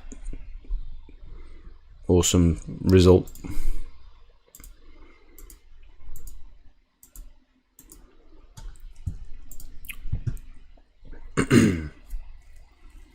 And then work towards building up your client base, building up your experience and your before and after pictures, your portfolio. And then what I did was I got to a point where all my jobs had paid for themselves. So all the equipment that I'm buying, I never took any profit from the business, never took any money whatsoever. All the money I made doing all these jobs on the side, I saved and invested it back into the business. New equipment, new van. I did print some leaflets. I got some uniform. I had no success with the first round of leaflets that I did, so I just stopped using leaflets because it really put me off. It was like high effort, low reward, so I just didn't bother anymore. For me, it was just all about social media because the results, they're more impressive when you can see pictures of them. And also when you're putting posts up like this, try and put like a story behind the post. In the past, when I've put, say for example, so these aren't very good examples because I've been getting lazy lately, because I've just not been having time to keep up to date with all this stuff. So always try and put like a story behind the job, rather than just, there's a couple of occasions where I put rear patio, Bromsgrove. That was like the heading of these before and after pictures. Or I was in Evesham today, for example. And those posts get way less engagement than if you were to put something like this job was a challenge for this, this and this reason. Customers happy, glad we got the result. I'll be coming back next week to resand. Anything like that. Just put more. Give people something to stop and read. So you've got a combination of an impressive before and after picture and like the back in the story, the narrative that goes with it. And that makes people stop scrolling and click on your post. And then you'll get shares, then you'll get likes, then you'll get comments. That's the way I did it anyway. And it's worked so far. And now I'm a bloody TikTok influencer. I'm not. That was a joke. XJet will save you so much time now. Yeah, I'm hoping so, mate. You guys recommended it to me, and I thought, I've been thinking about this for a while. Let's just bite the bullet, get it.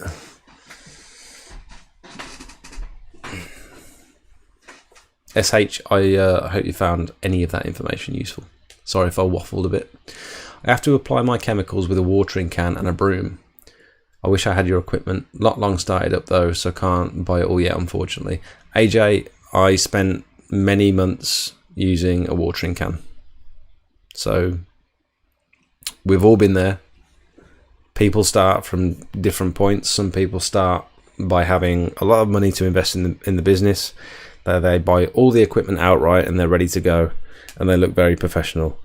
Some people want to work their way up from nothing, and that's the way I did it. I had no money in this business. I started out with a £300 pressure washer, and everything I earned paid for my equipment, and it took 2 years. So don't look at what other people are doing. Don't get jealous that other people have got all this fancy equipment. I've been there. I think, if only I could have that to make that quicker or easier. Or like the XJet, I didn't want to spend 220 quid on an XJet, but I wanted one. I wanted one for months and months and months. But we all start from a different position in life, and so you can't always just go out and buy the fanciest new stuff. There's nothing wrong with applying chemicals through a watering can. You know that Bournemouth jet washing? He's quite big on YouTube and Facebook. His videos do incredibly well on Facebook. He gets like 15-20 million views on Facebook videos, like long form Facebook videos that are like 7 or 8 minutes long. I don't know. I haven't seen any other Facebook profile that have got that many views on their videos. He, in a lot of his early videos, was applying hypo through a watering can. And now look at him. He's like one of the biggest YouTubers, one of the biggest Facebook guys in the pressure washing industry. He's been going for like over 20 years, I think. So don't let that discourage you.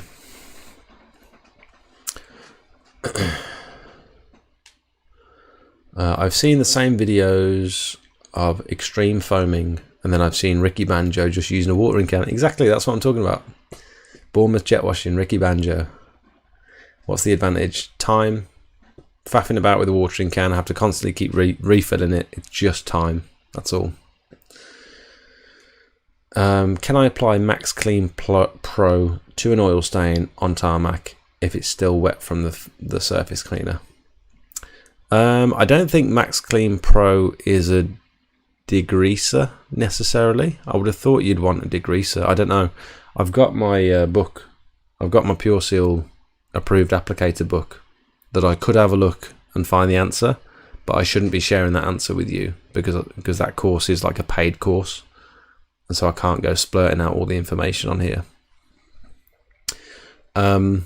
I thought Max Clean Pro was like a slow biocidal wash for like light staining.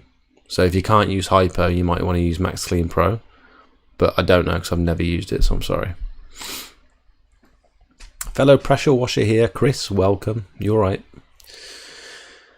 Power wash, did you ever clean a roof? Yes, I've got a couple of videos of me cleaning a roof.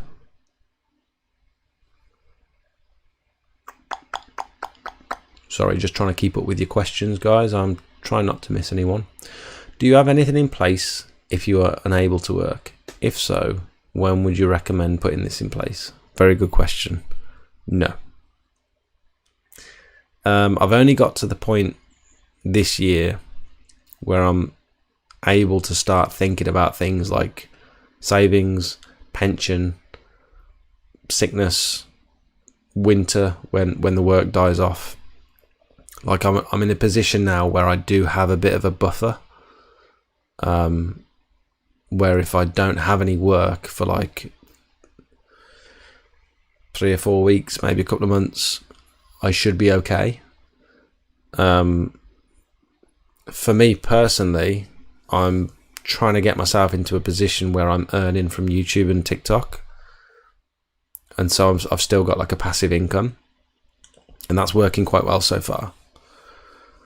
But you are right, and it's very hard to do like early on because you've not got any spare money. You know, when you go full time for the first time, chances are you're probably just earning enough to pay your bills and pay for all your equipment and all that sort of stuff. So it's like year 2, for me it was anyway, year 2 when you can start thinking about all that sort of stuff. But it's like, I guess it's just being self-employed, and when you're sick, you can't work, you don't get paid for holidays. It's just the nature of being self-employed, I guess. All the gear and no idea, yeah. You know it. I mean, some people, they'll buy everything on finance. And for me, like going into business for the first time, I want to reduce my direct debits, not add to them. So that doesn't seem like a logical move for me, because you could have all the equipment in the world, but then you don't get the quotes coming through, you don't get the customers. That's too much of a gamble for me. And then to be left with the overheads of having to pay like a couple of £100 every month just seems like, unless you're really confident, it doesn't seem like a very good move. Maybe if you've been doing it for 2-3 years and you think, right, I can earn this sort of money every month now, I've got like a guaranteed income most months. I don't know. Open to interpretation, I guess. You only use your phone to record, or do you have GoPro of some sort? I do have a GoPro. It was my brother's. He gave it to me. He actually lent it to me, and then he moved to Australia, so I've sort of inherited it off him. I think he forgot about it. I've got this camera here, which is a Canon 200D, which I used to film with, but it's a little bit bulky, and I don't like getting it filthy with all the pressure washing stuff. So I don't tend to use that anymore. I just use this for live streaming. It's like a digital SLR. All I use now is my phone. Google Pixel have got some of the best cameras in a smartphone at the minute. You can't really beat them. I mean, if you have like an iPhone, maybe they're sort of on par, but you know, recording at 1080p, 60 frames per second, Google Pixel 6 is plenty good enough for doing YouTube and before and after pictures and reels, all that sort of stuff. Not so much about, it's not about the quality of the video so much. It's more about the quality of the content, I would say. And sound, really.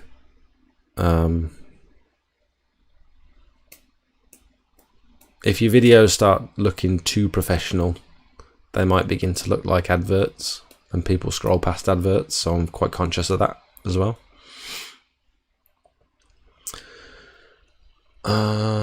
Charlie asks, Jake, is there an air gap around hose or similar hole in the lid? Just wondering if it would create a vacuum in the hypo container. It will need air to refill the space that's removing when spraying. Oh.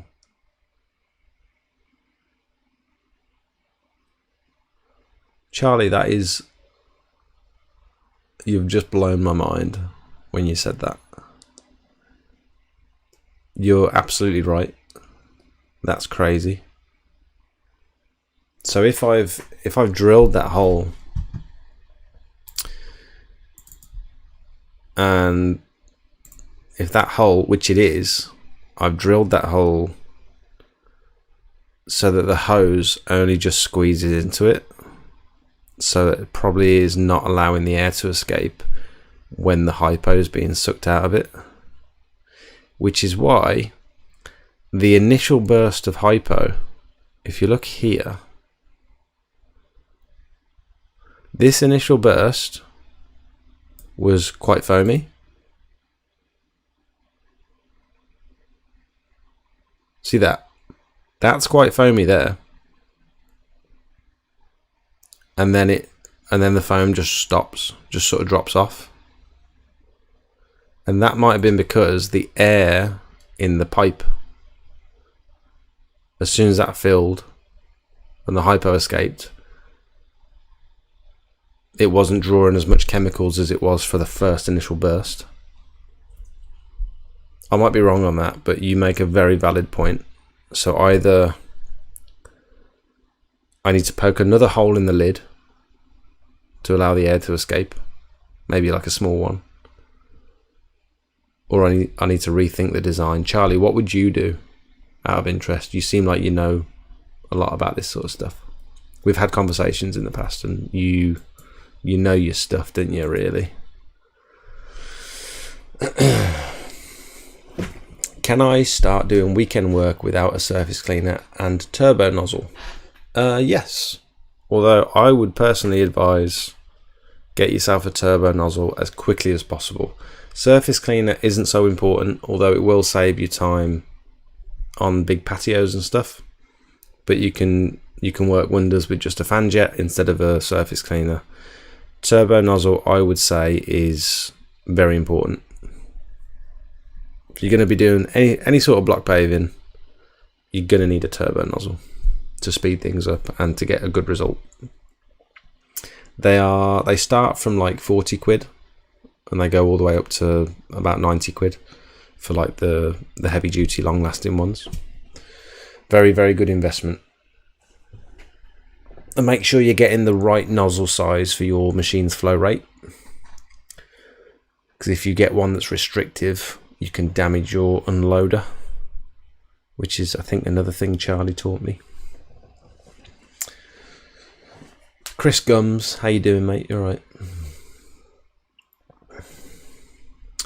Any good method for cleaning stone seals, sandstone seals? I used hypo and a stiff carpet brush, which makes the stone a lot better without steam. I'm not sure if you can achieve perfect results.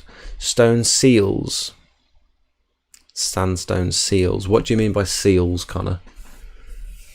I use a stiff brush, just like a bulldozer brush.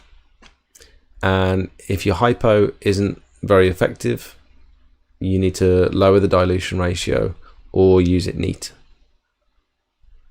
And if you've not got access to steam, then that's sort of your last resort. You can't really do anything after that. What you could do is apply biocide and tell your customer, you know, these black spots or these marks will eventually fade, but it might take a couple of months with the biocide.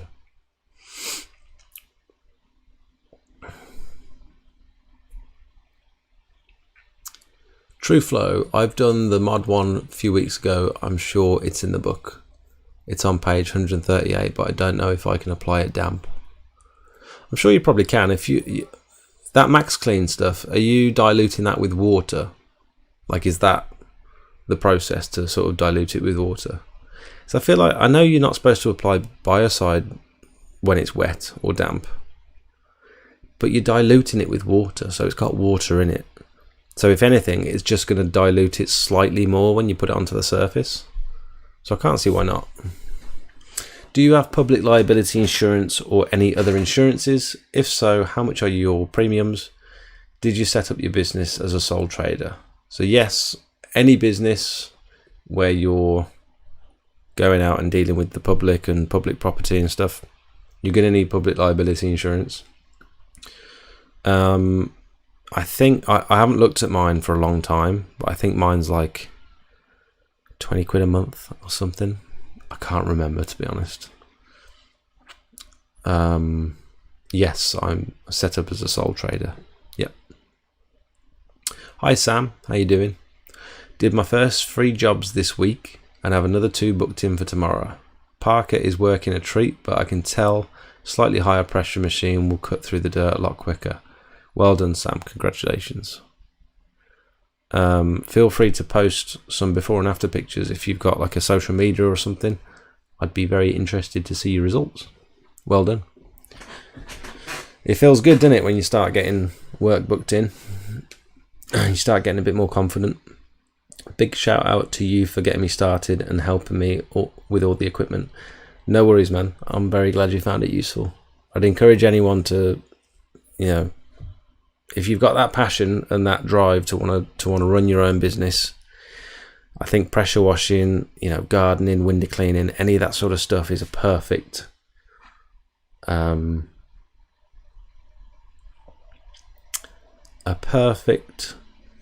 like entry point to becoming your own boss. Lots of industries are quite difficult to get into when it comes to running your own business, but I think like outdoor cleaning and maintenance and all that sort of stuff is quite like a low barrier to entry. There's so many idiots that could do it. Like, it's such not to be rude, but you meet some donuts out there, don't you? But they know their stuff, you know. Once you start doing something and you put enough research and time and effort in, anyone can do it. That's the beauty of it. Oh, the seals under the windows, like window ledges. Sorry, I understand what you're saying now. So you might find that those. Are you talking about like? Is it like cast stone sills? Because I did one of those a while back.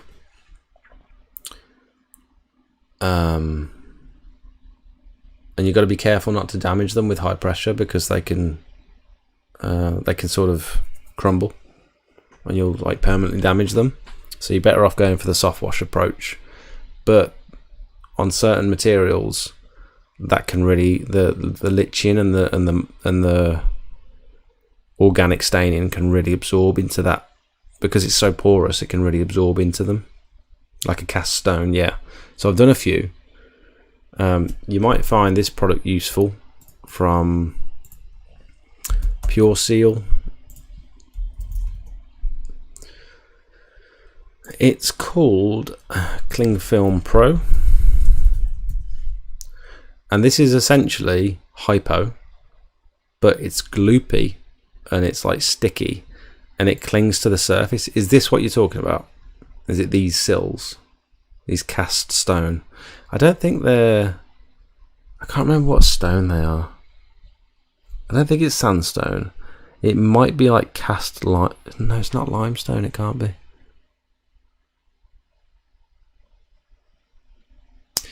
But the cling film, basically what it will do, because it's so sticky, it doesn't just run off.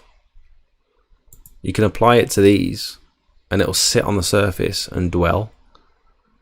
Instead of, even when you're using hypo with like a good surfactant, it won't stick to it for very long before it starts to just run off. And the other problem you've got is occasionally under these, especially if they're up high, you might have like a lead roof underneath, and if you're dripping hypo onto the lead roof, it's going to stain the lead with like a rusty mark, because it's like the pH levels react. So hypo based alkali gel, so you might find that useful. Yeah, just cast stone. Yeah, but you got to be careful pressure washing these because they can really crumble,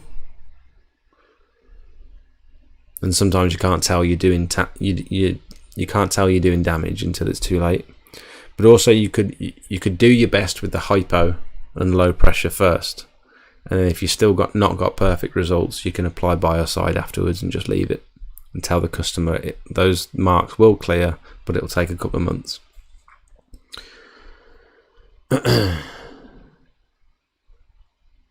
Sam, I'm really happy to hear that you're getting going and stuff.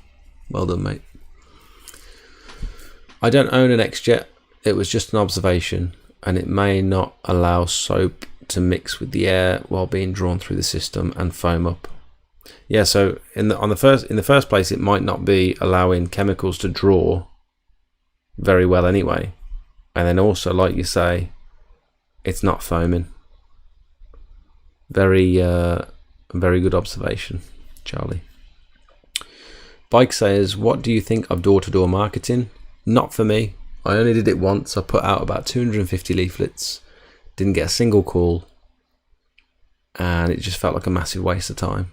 It's a big time sink. Like, I can reach more people by putting one post on my Facebook page. Like, this one post now has got 42 likes. This one video has got how many views?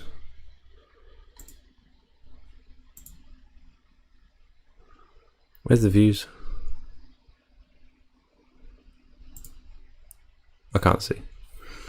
But yeah, I just feel like going door to door is a total waste of my time now. Maybe when I first started, it makes sense to. You've got to be prepared to put out 1,000 leaflets and maybe get one job from it. That's a lot of time. It's a hell of a lot of time. If you've got the time and you're hungry and you're desperate and you want the work, go for it. But that just doesn't seem like a good return on your investment to me. For me, it's all about social media. I can reach so many more people. Let's see one of my better posts.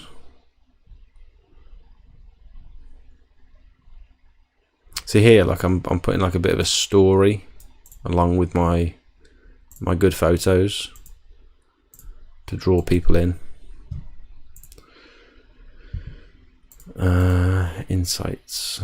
So post reach, 1,800 people saw that. And that just seems so much more effective than putting out 1,800 leaflets. Do you know what I mean? Maybe I'm looking at it wrong, but That's my logic anyway. Oh, you definitely need to let air into the tank to release the hypo. You was probably just mainly shooting water onto the patio. If you shoot 1 litre from the tank, you need to let in 1 litre of air. Buddy, it's a very good point. Although when I was doing it, it wasn't foaming up, but I could smell strong hypo. I actually walked through it and I could feel the haze of the hypo still in the air because it hurt my eyes. It sounds super dangerous and stupid, but I've not done this before, and so I was spraying the hypo, what I thought was the hypo mixture, and then sort of moved the barrel back, put the gun on the floor, walked forward to have a look at the foaminess and the coverage, and I felt like the haze on my eyes, even though I was wearing not goggles, like glasses. I felt that there was hypo in the air. You know what I mean? Which I'd never experienced before because I've never sprayed hypo. I've only ever brushed it on. So that was new. So I won't be doing that again. But there was definitely a hypo coming out the barrel. Don't know what the mixture would have been, because like you say, if it's not allowing air to come out, then the mixture might not be right. So the proportioner says 5:1, but I might be getting something totally different. So yeah, might be worth me putting a little pinhole, not a pinhole, maybe something slightly bigger, maybe like a 3 or 4 mil hole in the top of the lid, so the air can escape, or the air can fill. And I used 10 litres of hypo, so it was working. Hypo was coming out, it just wasn't foaming.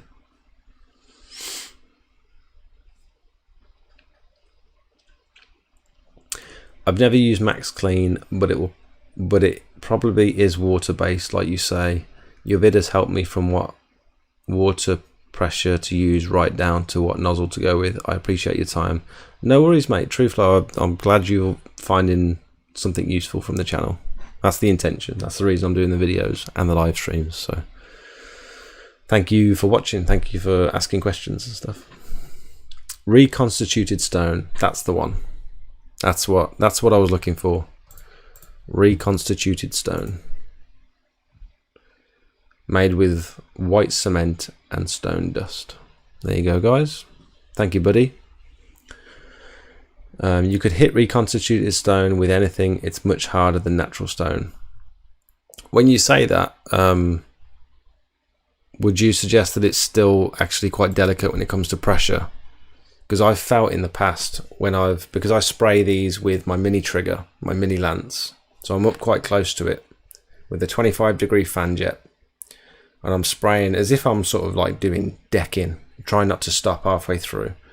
You can feel sometimes the grit bouncing back into your face.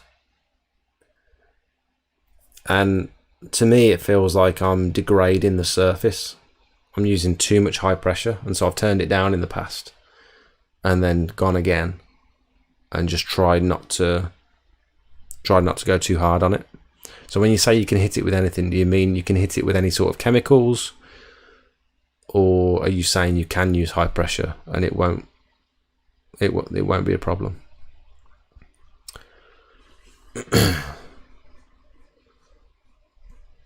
Because I'm sure I've heard in the past you can sort of damage these beyond repair. And also, some of them are sealed. They're supposed to be, when they're installed, they're supposed to be sealed when the house is new. And I went to do a large property in like this big gated community. And you could see theirs. They had these big pillars either side of the door. They had all these stone sills around the outside. Theirs were all like black. And everyone else's in the street were clean, and they think it's because they weren't sealed when they were installed. They think they missed their house.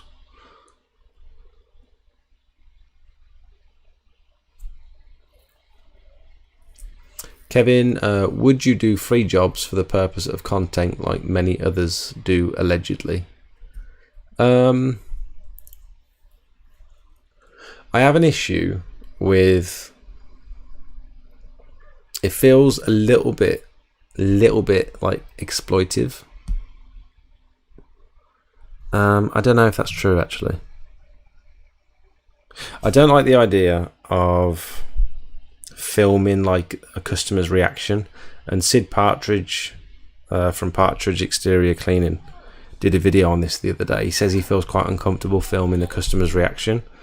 It would be nice to get the customer's reaction on film, but it feels awkward and uncomfortable.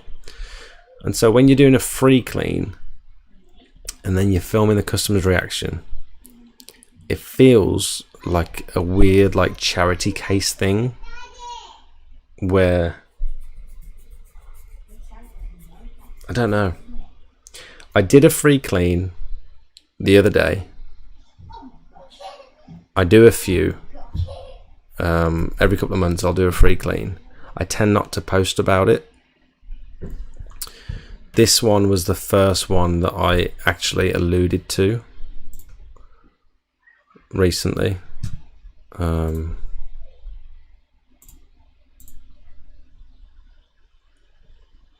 I think I put it in the thumbnail, but I didn't go into like any, what am I doing?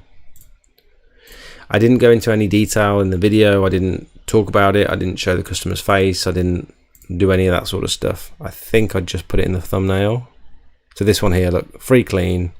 And the reason there was no audio in this one, it's just like ASMR noises and stuff. The reason there was no audio in that is because I felt uncomfortable talking about the fact that it was, that I wasn't charging them. The ones I've done in the past, like I've posted the before and afters on Facebook and stuff, and just never mentioned that it was free. Is it hot? Yeah.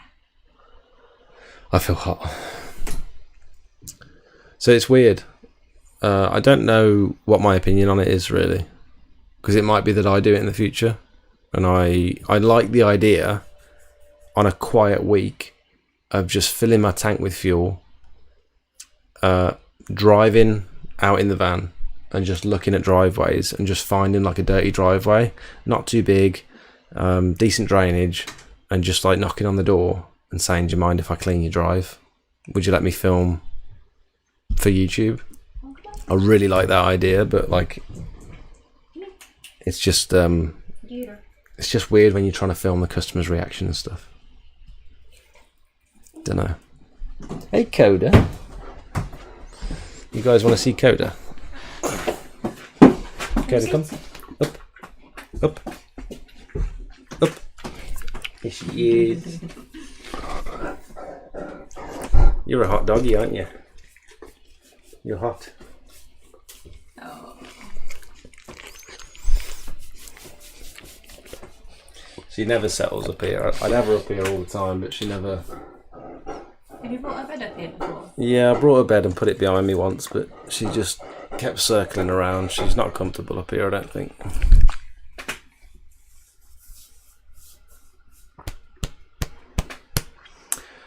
You ever used local businesses magazine advertising? I've never advertised in a newspaper, never advertised in magazines, anything like that. No. Are you staying there? Oh. You staying for a bit? Staying.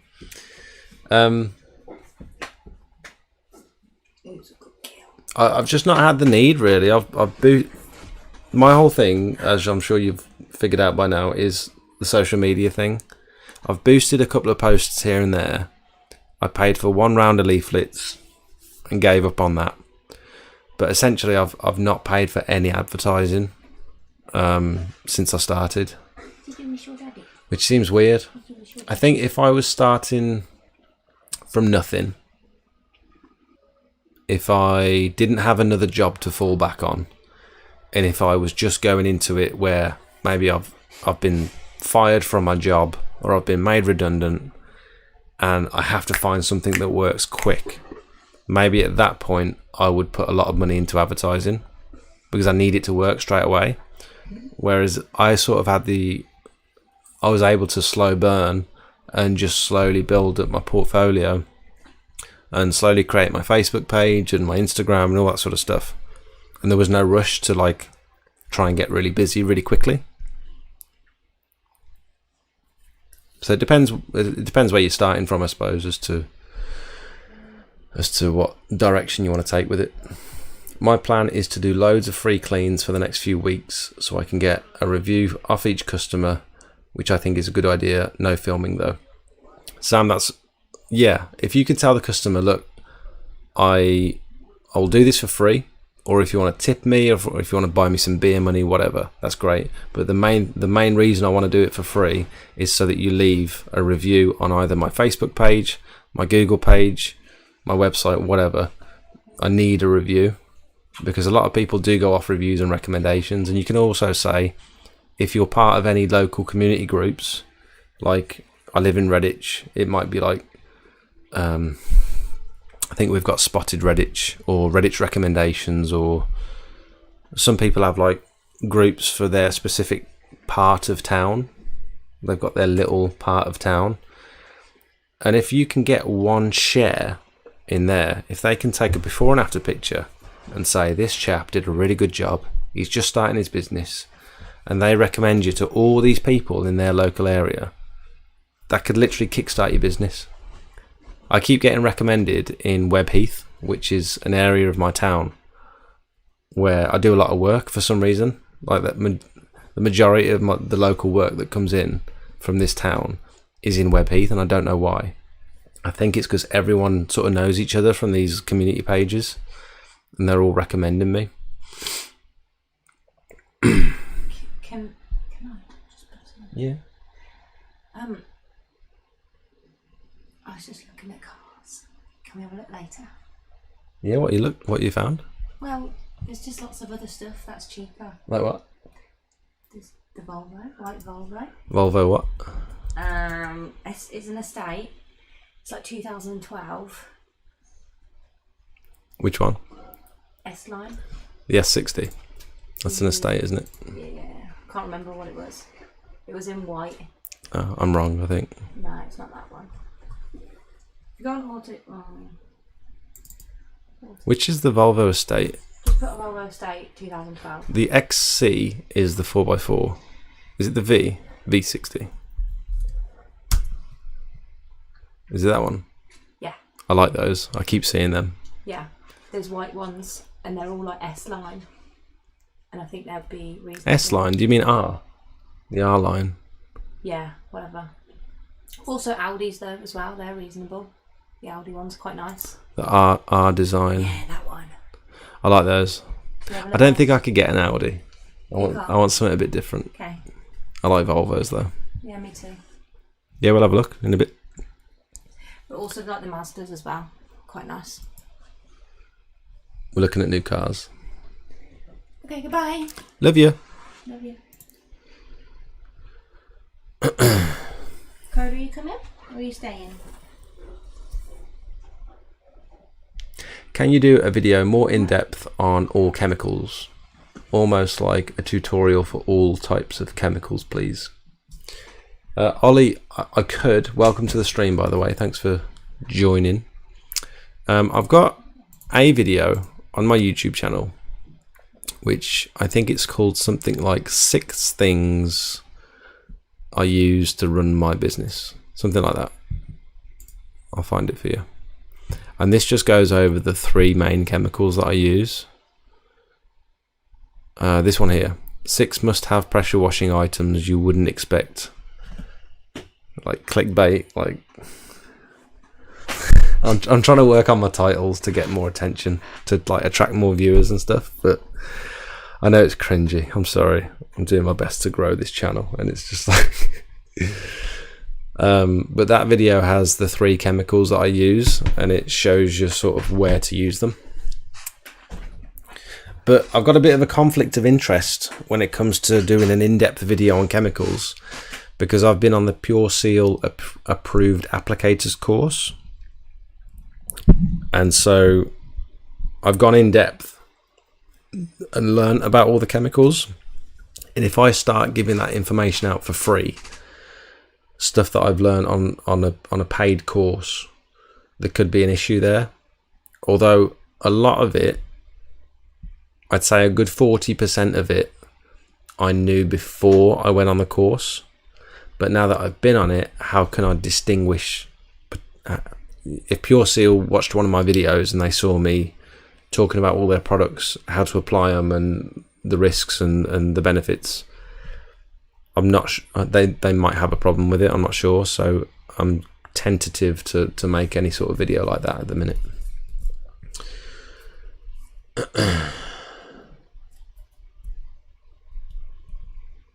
When they make reconstituted stone sills, they really compress the first 1 inch of thickness. I would be amazed if you caused any damage. The cement sets bloody solid. I'm a builder of 30 years. That's really interesting, buddy. I wonder what I was experiencing then. It might have been just being so close to a surface and pressure washing something and having just general grit, like being blown back into my face, but I felt like I was damaging it. But maybe I wasn't. Maybe I was just being too cautious with it. Thanks for the information, though. How was you dealing with tax when customers pay into the bank when you were still working? So anything under £1,000, you don't have to declare. You don't have to tell anyone you've got another job, nothing like that. When it comes to earning, when you've earned enough to the point where you've earned £1,000, that's the point where you need to register as a sole trader. You can still have your other job on the side. Just keep track of your earnings, keep track of your outgoings, and ideally get in touch with a good accountant. One of my old friends is a professional accountant. He's incredibly good at what he does. He puts my mind at ease. Any question I've got, I can just shoot him a message and he'll respond straight away. He's brilliant. So if you can find someone that you know, or if you can find through someone that's been recommended, and just say, look, I've got a basic idea of what I need to do, but I've got a couple of questions, and you've got to be prepared to pay for their time, but they usually charge you at the end of the year. So when it's time to pay your tax for the end of the year, they'll work it all out for you, and that's at the point they'll send you an invoice. So you don't necessarily need to worry about paying for an accountant straight away. Just keep track of everything.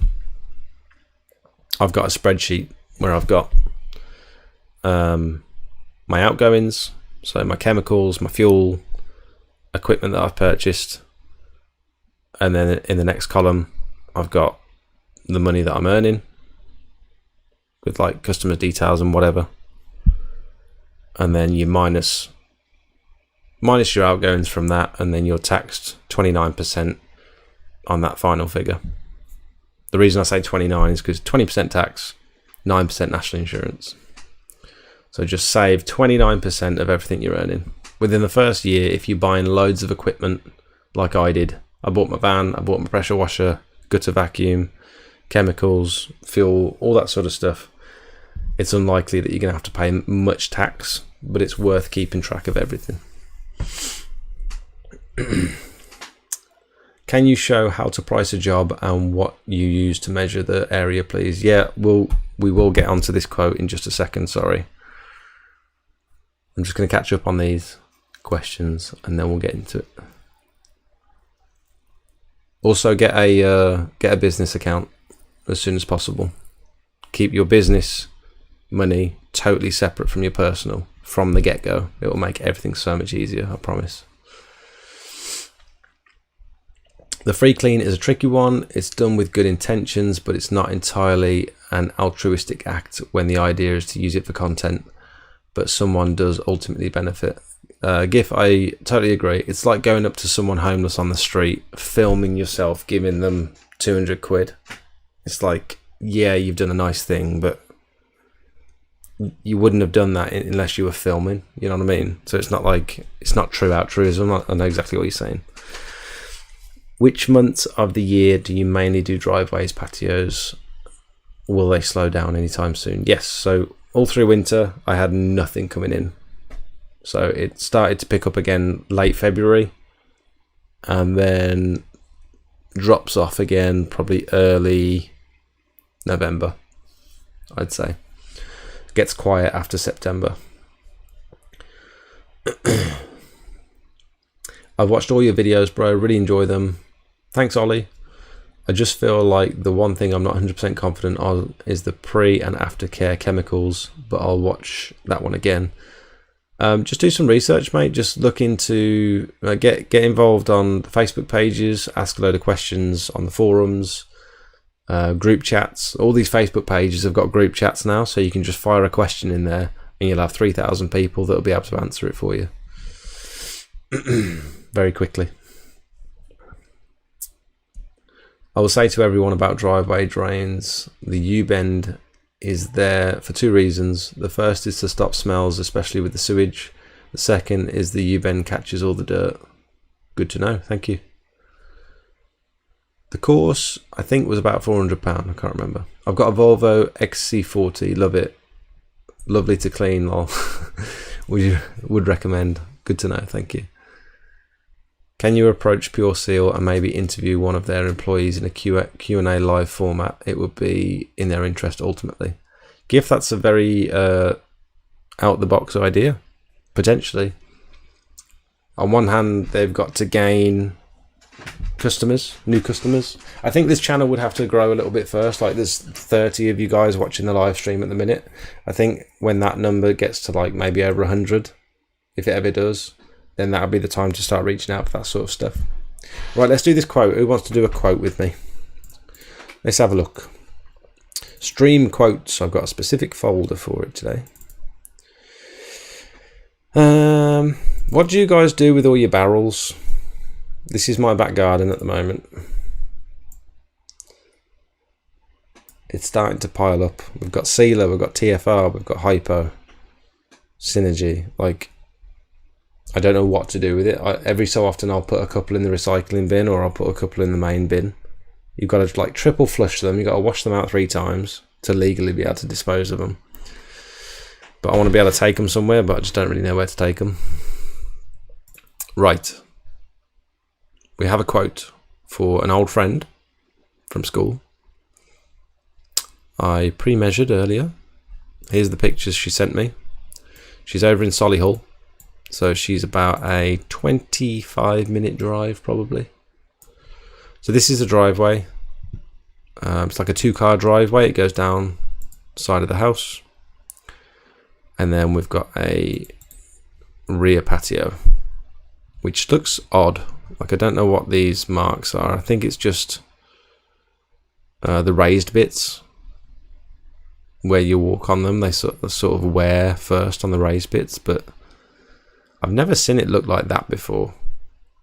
Like, I've cleaned a lot of this stone in the past and they've never looked this bad. So I'm a bit concerned about that. I don't think pressure washing that is going to help, because they already look fairly clean. Put them on Facebook to see if someone wants them. That's a good idea. I know some people use them for pure water. They fill them up at the pure water filling stations. Has anyone come across this before? They look almost scratched. Very old, very worn. So the rear measures at around about 30 meters squared. The front measures at around about 30 meters squared as well. Although I find that quite hard to believe. It looks a little bit bigger than that to me, but it's essentially 2 cars, isn't it? So yeah, that's about right, to be fair. We've got good access, so obviously the driveway on the front is not going to be a problem. Oh, is that a drain right there? That looks like a drain. If that's a drain right in the middle there, that'd be absolutely perfect. I can see a few potential oil spots. So driveway just there, and then there's access down the side of the house here to get to the rear patio through this gate.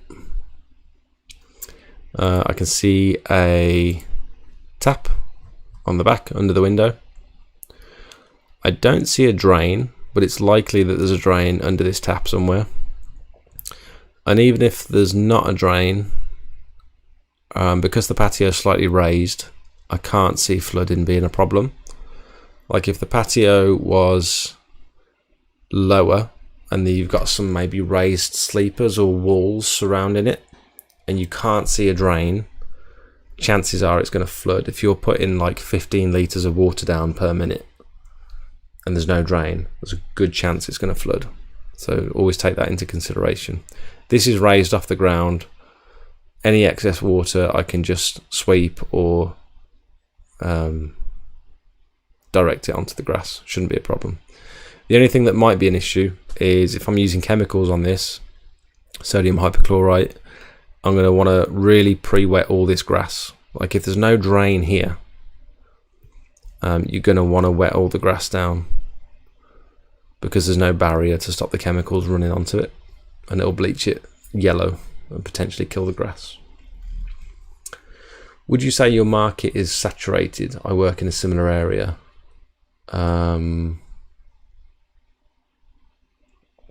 Yes, but I think like a lot of small businesses, people start up a business, they're not totally fully committed, they spend a lot of money to get it going, and then they don't instantly get customers, and they feel very demotivated, and they give up very quickly, and they sell up all their equipment. So you'll see like a lot of people starting out for the first time, they give it maybe a month, maybe 2 weeks, a month, and they think, God, I'm not making any money. And then they give up very quickly. So, but there's always people that need exterior cleaning. Like the amount of trades that I used to work with old people, so I was fitting panic alarms for vulnerable people, and the amount of people that said they couldn't get a gardener, they couldn't get a window cleaner, they couldn't get decorators, all that sort of stuff, because everyone's so busy, no one's responding to quotes, all that sort of stuff. Says to me that either people, these old people in these older communities aren't looking in the right places, like on social media and stuff, or it says to me that there's not enough of those people around. The good ones are very busy, and the bad ones or the new ones aren't getting the work. So it's difficult to say. So ordinarily, 30 square meters on a rear patio, I'd be charging around about, this is probably going to be a fairly quick and simple quote, but I'd be charging around about £3.50 times 30 square meters, about £105. So I'm not going to go out just to wash that rear patio, 25-minute drive for £105. My minimum charge would be about £125. If they want to have the driveway done at the same time, which she does, we've got a 30 square meter driveway. I'm hoping that is a drain in the middle, and it looks like a fairly easy clean, not crazy dirty. There's probably another soak away at the end here, near the garage. Good access. They've got a tap. Not going to be trailing things through the house, so I'd be quite comfortable doing £4 a square metre, including resanding. Although because it's going to be an extra trip on another day when it's dry, it's going to cost me extra fuel to get back there, because it's not in my town, it's in the next town over, and it's a bit of a drive, to be fair. If I'm just doing work in my area, I'll probably include the sand in the price, but knowing that I'm having to drive 25 minutes there, 25 minutes back, and the cost of sand, I might not include the sand in the £4 per square metre. So let's see.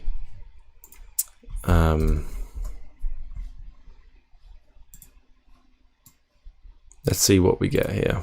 So hi Fran. Sorry for the delay. Please see your quote. Come on. Below. 30 meter square rear patio. Let's do the drive first. Driveway wash. What do we say? What's 30 times 4? 120. 120. My math is terrible. And then we're going to do driveway resand. I think she said she wanted it sealed, actually. Bear with me. Let me just have a look.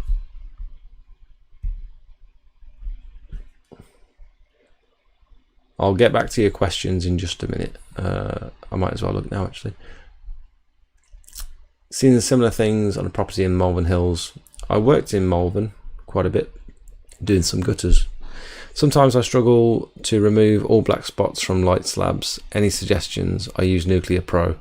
Reduce the dilution, and if in doubt, go in neat.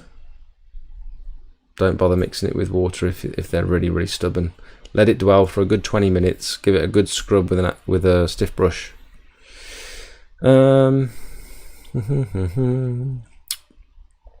Give us a quote, please, for block paved driveway to be cleaned and possibly sealed, and also back patio to be cleaned and resanded.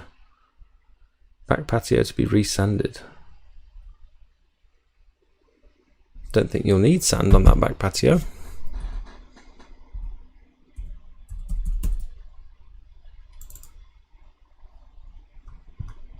I don't think you'd get sand in them joints. I mean, you might be able to. That wouldn't be necessary. I wouldn't suggest.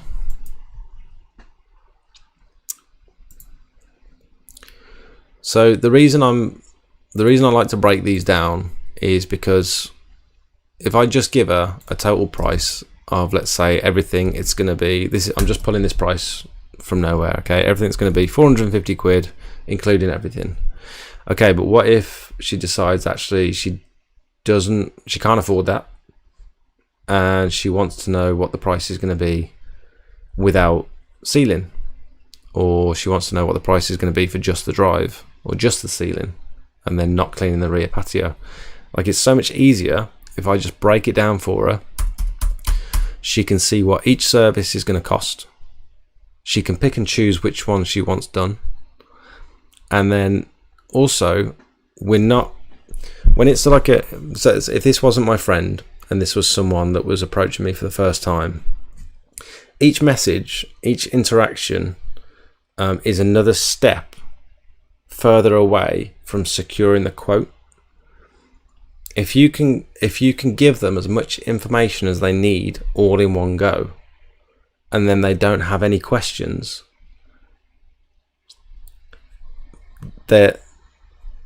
let's see if I can explain this better by just doing it. So it's like when I'm talking about offer them a date straight away. So this is the price. This is when I'm available. Let me know if that works for you. By doing that, you're not talking about the price anymore. You're talking about whether it's going to be convenient to have it done on this day. So they're not thinking about the price. They're thinking about whether they're going to be available. And each time you message someone, especially someone new, and you're not sure if they're serious or not, each time you message them, you're getting further away from actually securing the quote. So if they have to keep asking you questions like, when can you do it? What would be the price to have just this done? What would be this? What's that? When do you do the resanding?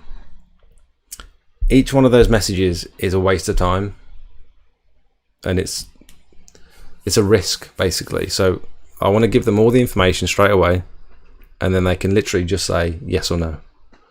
It's very rare that they've got questions, because I'm putting driveway resand, driveway seal, rear patio chemical wash. So I'm stipulating that it's going to be a chemical wash. so that it's like perceived value. If I'm just going to pressure wash it, anyone can pressure wash it, but I'm going to do a specific chemical treatment, and I'll probably get better results than most people, or most customers anyway. And then I'll say here, the drive will be resanded and sealed on a dry day following the wash. I hope I'm getting a bit tired, so I'm struggling to explain things very effectively. So I hope you guys are following what I'm trying to say. I know I'm not explaining it very well, but you have to apologise. I can only apologise.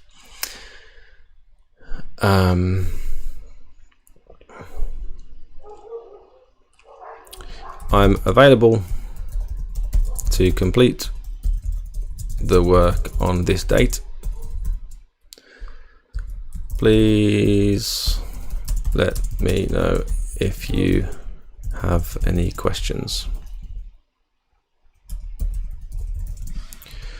Let's say on this day, if that's convenient. And you can also put things like if you know they've got pets or whatever, pets will need to remain off the patio for up to 3 hours after the wash, for example.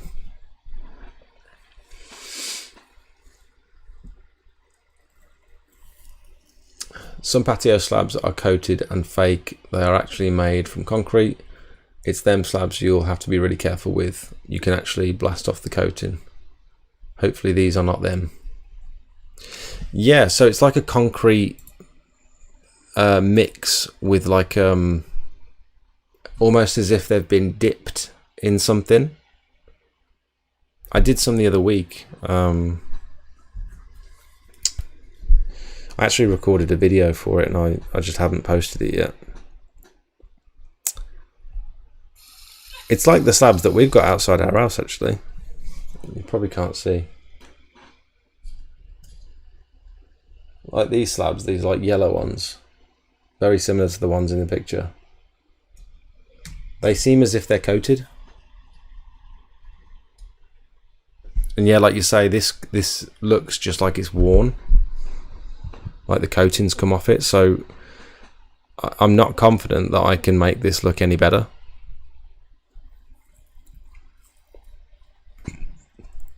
So I might say that in the quote as well. Like the rear patio looks extremely worn, and you can see where you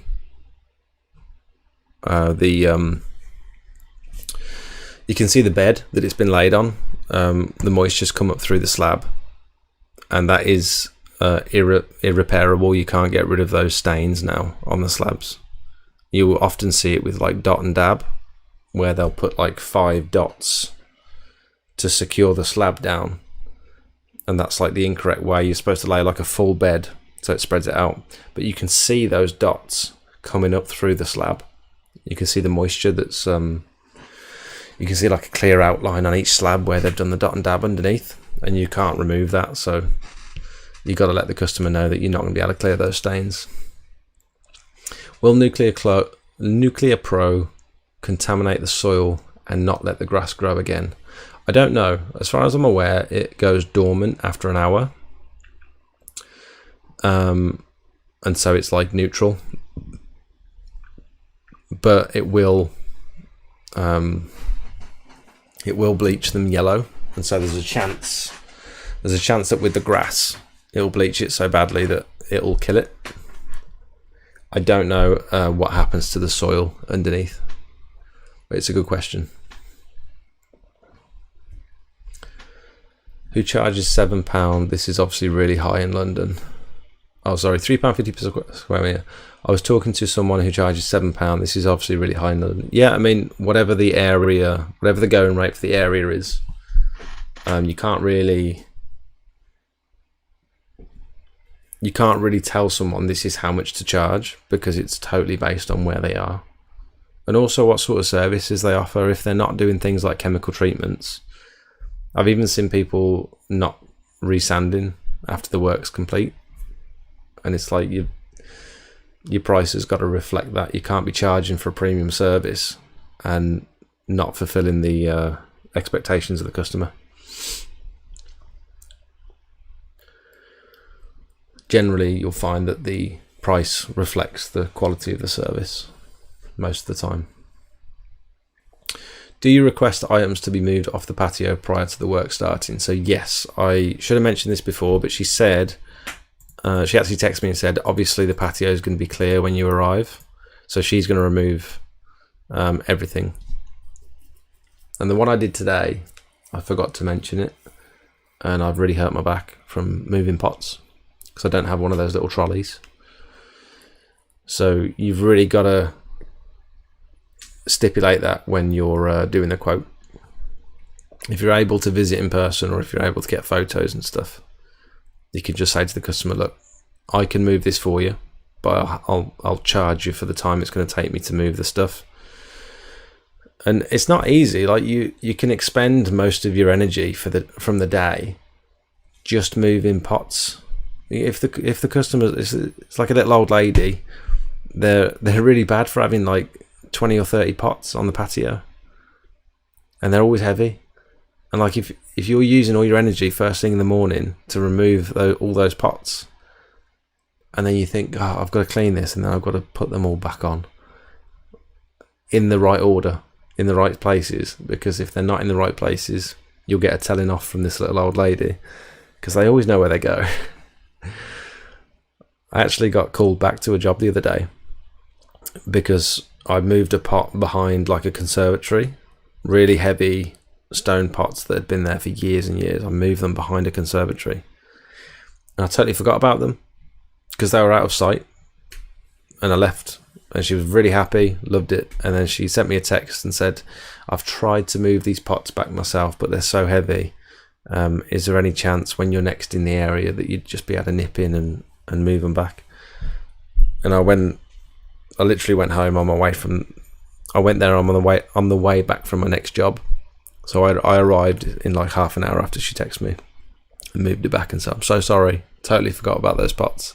And she was fine about it, she was lovely. But these little old ladies in their pots, they'll make sure they're facing the right orientation, they'll make sure they're on exactly the right spot. And of course, once you clean everything, you can't see where that mark was, where the pot used to be. So it's important to take pictures as well. Absolutely correct, they are dipped in the colouring. Thought they were. Nice. That looks like a relation agent. That looks like the relation agent. What does that mean? Relation agent. I wouldn't use chemicals on slabs if you think they are fake. Low pressure surface clean, you can actually see the concrete coming through if you go at them hard. Yeah, you start to see the aggregate, don't you, in the concrete underneath the coating. One for the red flags video. Can you just move the pots? Yeah, good idea. So if I had to move everything, I'd probably say like, I'm going to charge you an extra £15 if there's a couple of bits of furniture and whatnot. If there's loads of pots everywhere, I'm going to charge you an extra 30 quid. Because I've got to move them at the start, I've got to move them back at the end, you know. So here, let's say driveway resand. So 120 quid for the driveway. Resand is going to take a return trip plus the cost of the sand, £35. So it's obviously not going to take long. I'm just, with the resand here, I'm just covering my fuel and the cost of the sand, really. It's going to be half an hour's labour. So I just want to cover the cost of my fuel and the sand. And the labour is sort of built into this price here. This isn't this is just the way I'm doing things. I do things slightly different on each quote, so don't worry too much about exactly what I'm doing. £4 roughly per square metre for the driveway for block paving. Rear patio, we're going to go about £3.50, £105. Let's just round it down to 100. I'm not too bothered about that. Driveway seal.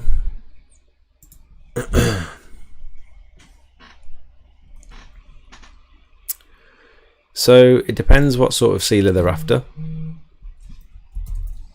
We could go for a cheap water-based screw fix sealer.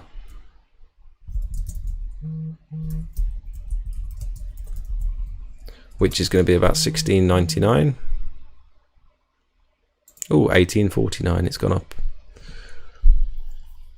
So I could offer this to her and just say it's going to do its job. It's going to seal, it's going to harden between the joints. It's going to harden the sand. Once the sand's brushed in, it's going to... God, I'm getting tired, sorry. It's going to solidify the sand between the joints and help prevent the weeds from coming back up through. It's not going to prevent the weeds. It's not going to stop Mother Nature. Don't ever guarantee that sealing is going to stop weeds coming through, because it won't. And then you'll have to come back and redo it because the customer's not happy. It will help to slow down the weed regrowth. And it's just a basic cheap sealer. If they want a slightly fancier one, or if they want it to leave a specific finish on the blocks, that's when I'm going to get in contact with Pure Seal.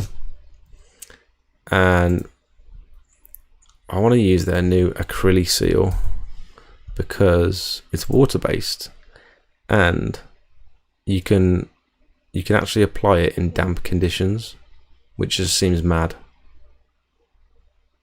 because I've never thought you could seal in damp conditions regardless of whether it's water based. But this will do the same thing.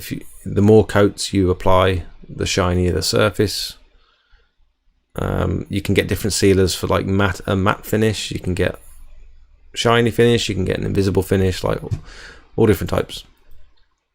So based on this, it says down the bottom here that it will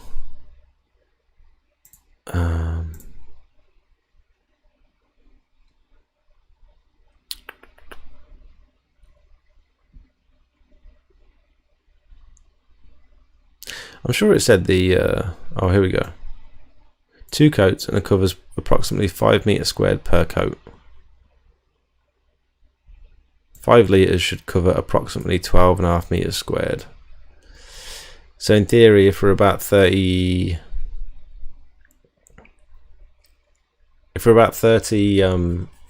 meters squared, we're going to need maybe 4 tubs of that sealer to do 2 coats, maybe 5.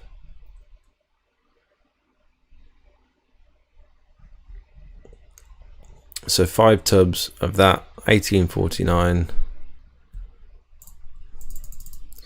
18. I know this is long-winded, I'm sorry, it wouldn't normally take this long if I'm just doing it by myself, but I'm chatting in the middle of it. 18.49 times 5, so plus 10%, round it up to £100, plus the cost of, if you're going to roll it on, which I don't recommend, you can plus the cost of the roller and a roller tray, but I've got a sprayer, so I don't need to worry about that. So let's say 25 litres of driveway sealer is £100, so she knows how much I'm paying for the product. And then sealer application is going to be less than half a day's work. I'll do it at the same time that I'm resanding. Let's say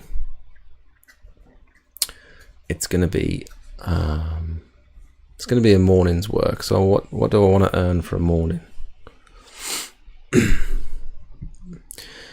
When you're looking at day rates and stuff, I'd say my day rate would be roughly around about, what I'd be comfortable earning is around about £235. I'll probably spend a quarter of a day there sanding and sealing. So let's divide that by 4. It's about 60 quid. Maybe a bit more, including travel and stuff. So let's round it up to like £85. I'll be happy with £85. So I've got to get home, wash my tank out as well, because I don't like to let the sealer dry inside the tank.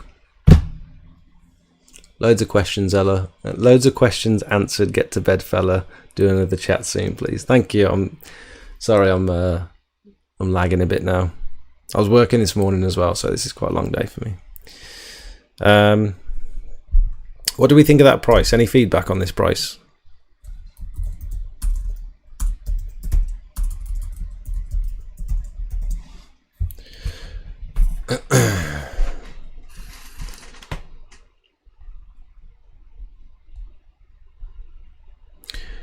$120 plus 35 plus 100 plus 85 plus 100. 440 quid. That's to wash a rear patio, a driveway, sand and seal. And it's about a 25-minute trip.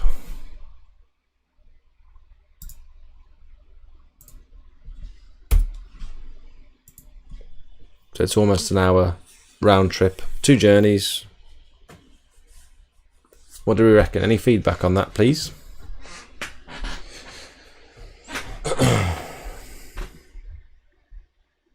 Have I got through everything that I wanted to get through? Yes, yes, yes. I think I have. I've got another couple of quotes coming in on Instagram.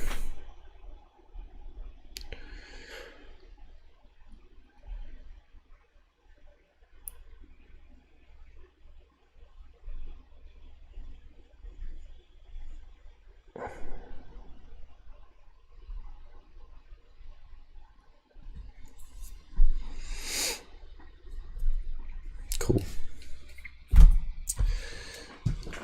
Right then.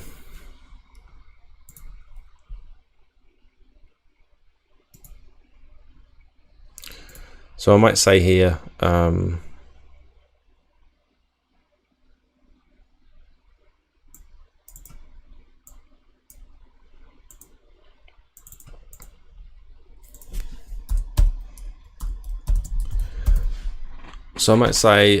unsure.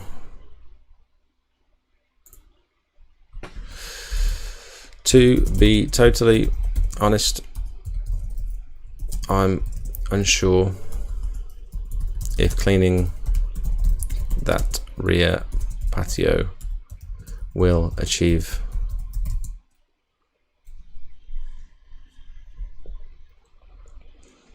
what should we say? Will achieve results to make it worthwhile. It looks fairly old and in poor condition and appears to have lost its coating. But I'm happy to have a go. 440 too cheap with the 2 journeys. 500 maybe got to wear and tear on the van, etc. Okay. I mean, we might find that she doesn't go for the rear patio wash and she doesn't go for the seal, and so we're just left with the driveway wash and sand. Let's I'm gonna let that one marinate in my head overnight, I think, because I'm doing it a little bit tired at the minute, and so I might rethink it tomorrow. It's not a difficult job, it's just I'll let you guys know on the next stream anyway whether she went for it and, you know, whether she wanted to get booked in or whatever. We'll figure it out. Right, guys, thank you so much for watching. If you want to support this stream, or if you want to support this channel, you can become a paid member by clicking join. I think it's like £5 a month. And we've got 2 paid members already. We've got I'm Batman and Spick and Span. They're here every stream, so I really appreciate the generosity. If you aren't able to become a paid member of the channel or contribute in that sort of way, I'd really enjoy it. Like, if you're finding the content that I'm putting out useful and you're learning stuff from it and you'd like to show your support, I'd really appreciate if you could subscribe, comment, like, engage with the videos in whatever way possible, and that'll help the algorithm sort of show my videos to more people. If YouTube can see that people are enjoying my content, I appreciate it. Seems a very reasoned quote, and the detail offered is very helpful to all. Give the customer the choice and let them decide. Thanks, GIF. We'll see. Thank you guys for watching. Have a wonderful evening, and I'll see you next week at 7:30, Monday. Videos drop on a Monday at 5:30, and then we go live 2 hours later. Thanks for watching. I got a bit tired towards the end there.